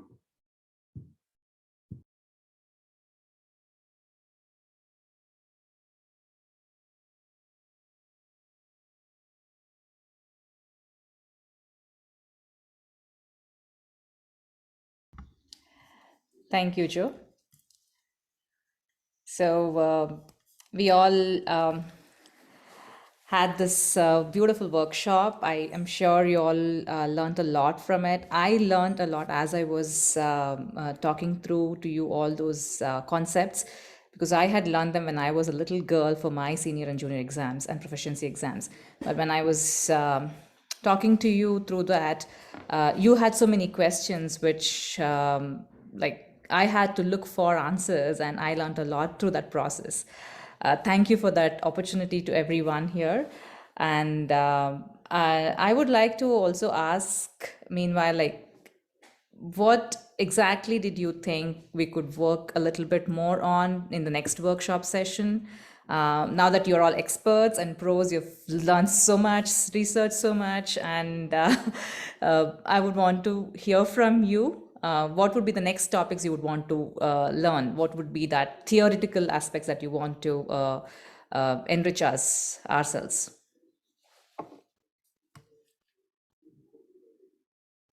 Anyone? Do we have to answer that now? Can we think about it and answer whenever we can come up with an answer? Sure, yeah, you can.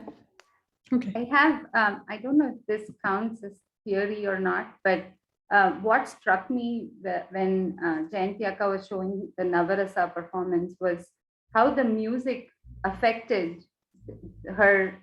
So before even she could show the emotion, I could already sense what is coming.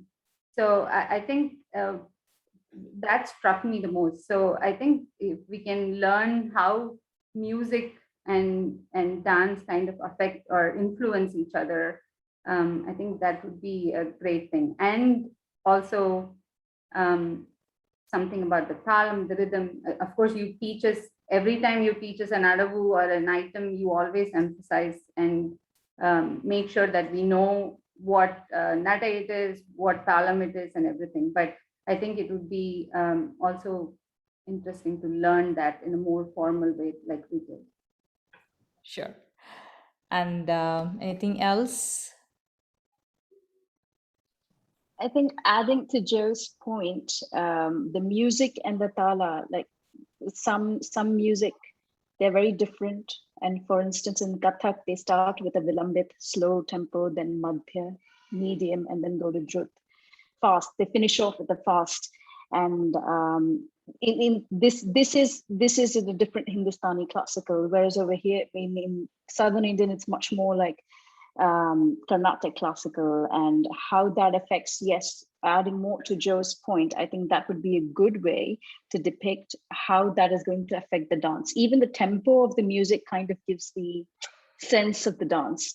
And even the tempo of the beats, the tala, kind of gives the sense of what the emotion might be. So yeah, so that would be a good start to research. Definitely, the musicality of dance is very important for us to know and enjoy that movement that we have to bring in our bodies to express our feelings. Definitely will I will take note of that and try to include that whenever you're all ready for that. Okay. So now we had this theory workshop and we had the online exam. You all took the exam through the class marker. Thanks to that wonderful tool, it helped me with an easy process to set up the questions and correct the answers. So easy.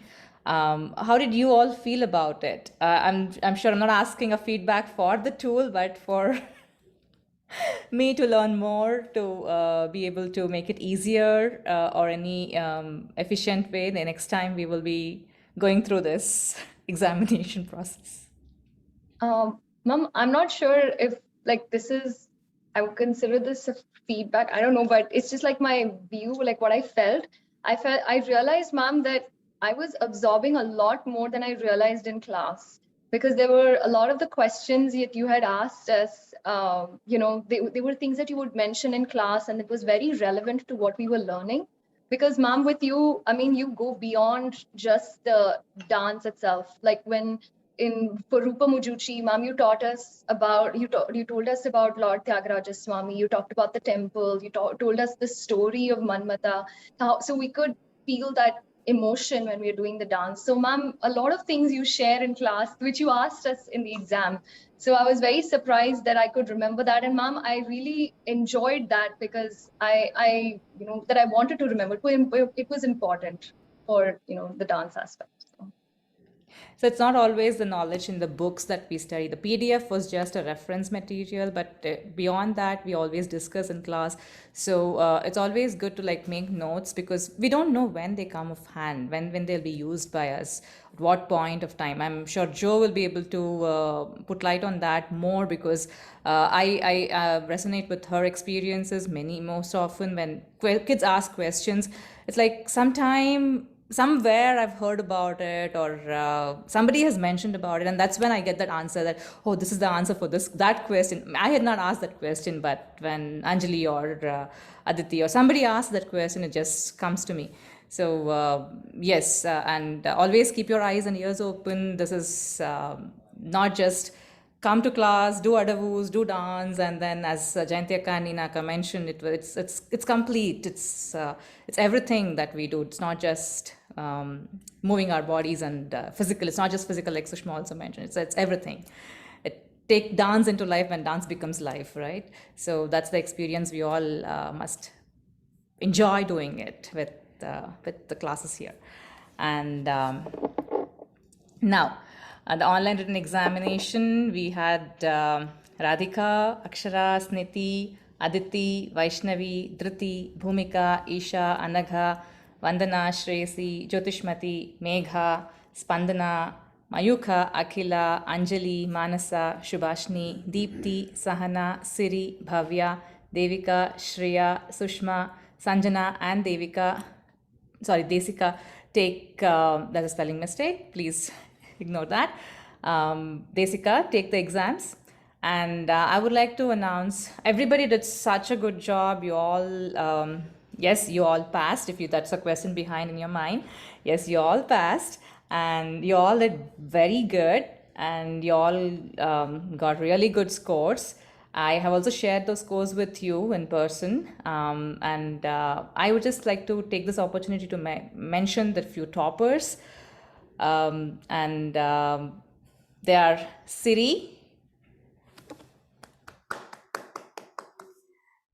Subhashini,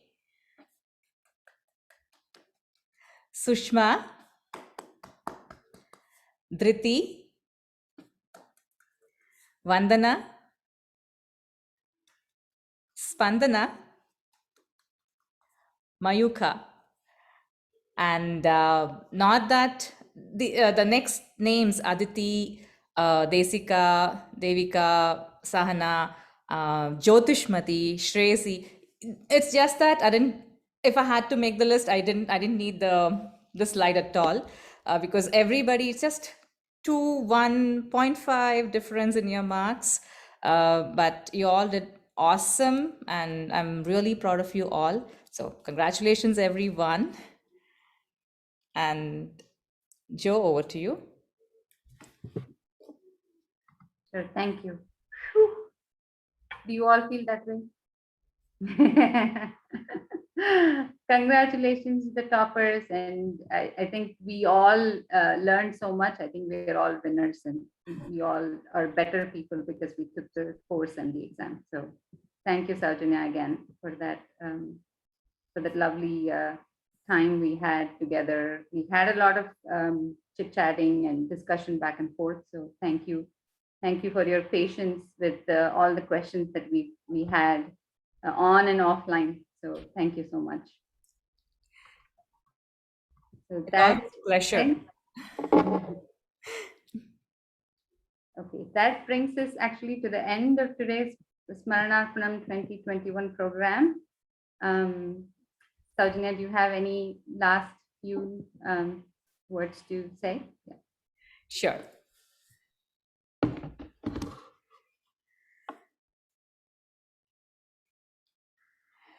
Today, as I look back to the moment in just past week when a spark of an idea to include and present events originally planned to be conducted separately to instead be included in today's session as a tribute to Amma, Mani Akka. I am cherishing how it led to a flurry of further ideas from my wonderful team, and it all culminated in us coming together, putting together today's memorable session. We started with the august presence of Dr. Jayanthi Raman and Dr. Neena Prasad, with my dear father-in-law Srinivas Rao and my dear uncle Sri Adiyar K. Gopinath blessing us. We then heard kindest words from both our esteemed guests Jayanthi Akka and Neena Prasad Akka. Then Tarini kickstarted the first topic, a panel discussion among student speakers from Bharatha Darshana, Bangalore, and from US-based senior students Sahana and Reshma and Sahana, who completed their Arangetram recently. Thank you all for staying on as the session got delayed than what was planned. Special thanks to Anika for the model she displayed of Amma, the artwork by Ritika, the poem shared by Shreya, and many others. Special thanks to Tarini's mom, Nilima, who oversaw the planning and delivery of that entire session, coordinating all the kids from Bangalore. Next, we saw a very insightful explanation by Neena Akka, in which she compared and contrasted commonality and differences between art forms Mohiniyattam, Bharatanatyam, Kathakali, Kuchipudi, and further a beautiful Mohiniyattam demonstration of a Swarajati, even though it was very late for her in India.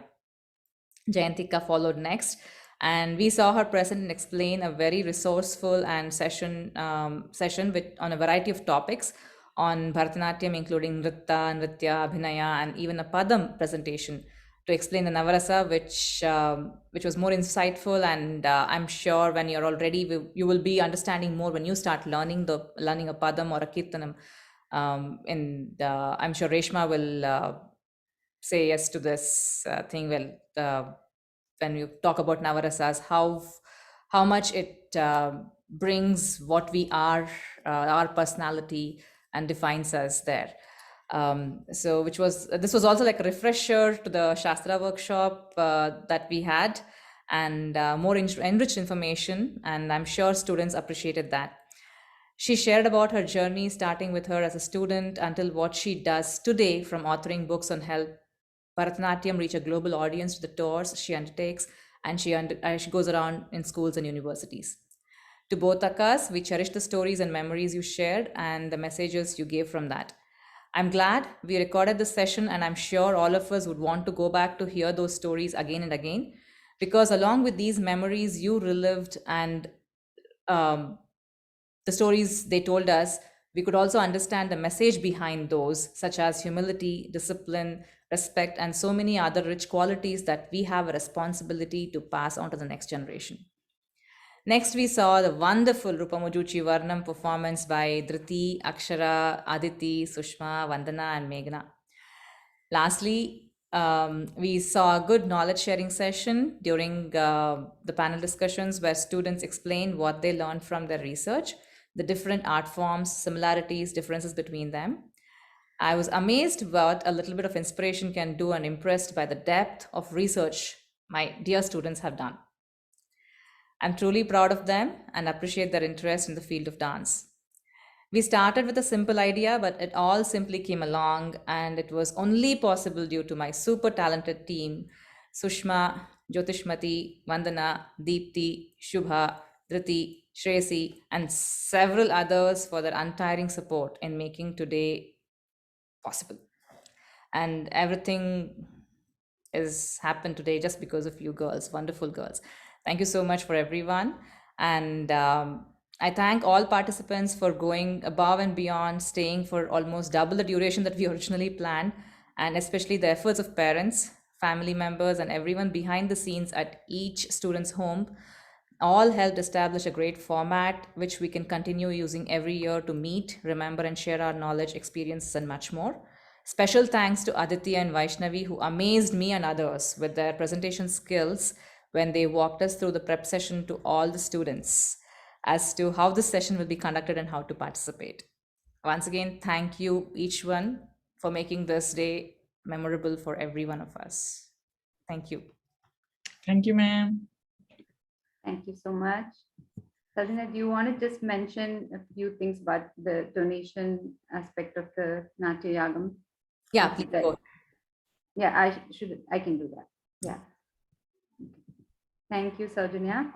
And just to remind everybody, the Natya Yagam fundraiser is on. So let's all make it worthwhile. And I'm just gonna share this with you guys. So all of you will get a link to how to donate for this fundraiser, which will go to Abhay. You can donate through PayPal or Zelle to Bharatha Darshana, and all the proceeds will be donated to Abhay. So please do any little amount that you can, or any big amount that you can, and every little penny will count. And we thank all of you for your generous donation and being a part of wonderful Smaranarpanam 2021. We look forward to more Natya Yagam fundraisers coming from artists for the welfare of other artists, and also Smaranarpanam 2022 and beyond. Thank you. Thank you, one and all. Due to technical glitches, we could not live stream this event on Facebook or YouTube. That was, I was taken by surprise when that did not work today morning. But we have fortunately recorded this whole session, and so I'll be sharing the link with each and every one, and also posting this on YouTube and Facebook, so you can share it with your family and friends.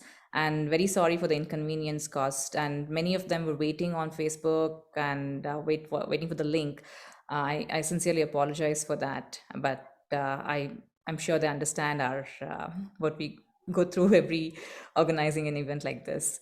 I heard that it is not just us. There was an issue with Facebook and YouTube going live this morning. Yes, So- Facebook actually just sent a message saying that there is no more live that can be streamed hereafter. There's a restriction, and I was like, what? That can't happen with us. So yeah, but we've recorded this, and we will be sharing this the link with everyone, so you can pass it on. And please, girls, as Joe mentioned, please share the fundraising flyer with your friends and family, and please do donate generously, because people back there, artists back there in India, are waiting for help from each and every one of us. So hope we can all be a little considerate, given whatever we can. And also Houston A to Z Styles, he has come forward to sponsor $200 for this event, and I wanted to specially mention that on this. Yeah, thank you all. It's been quite late, and thanks for being there. I will meet you soon.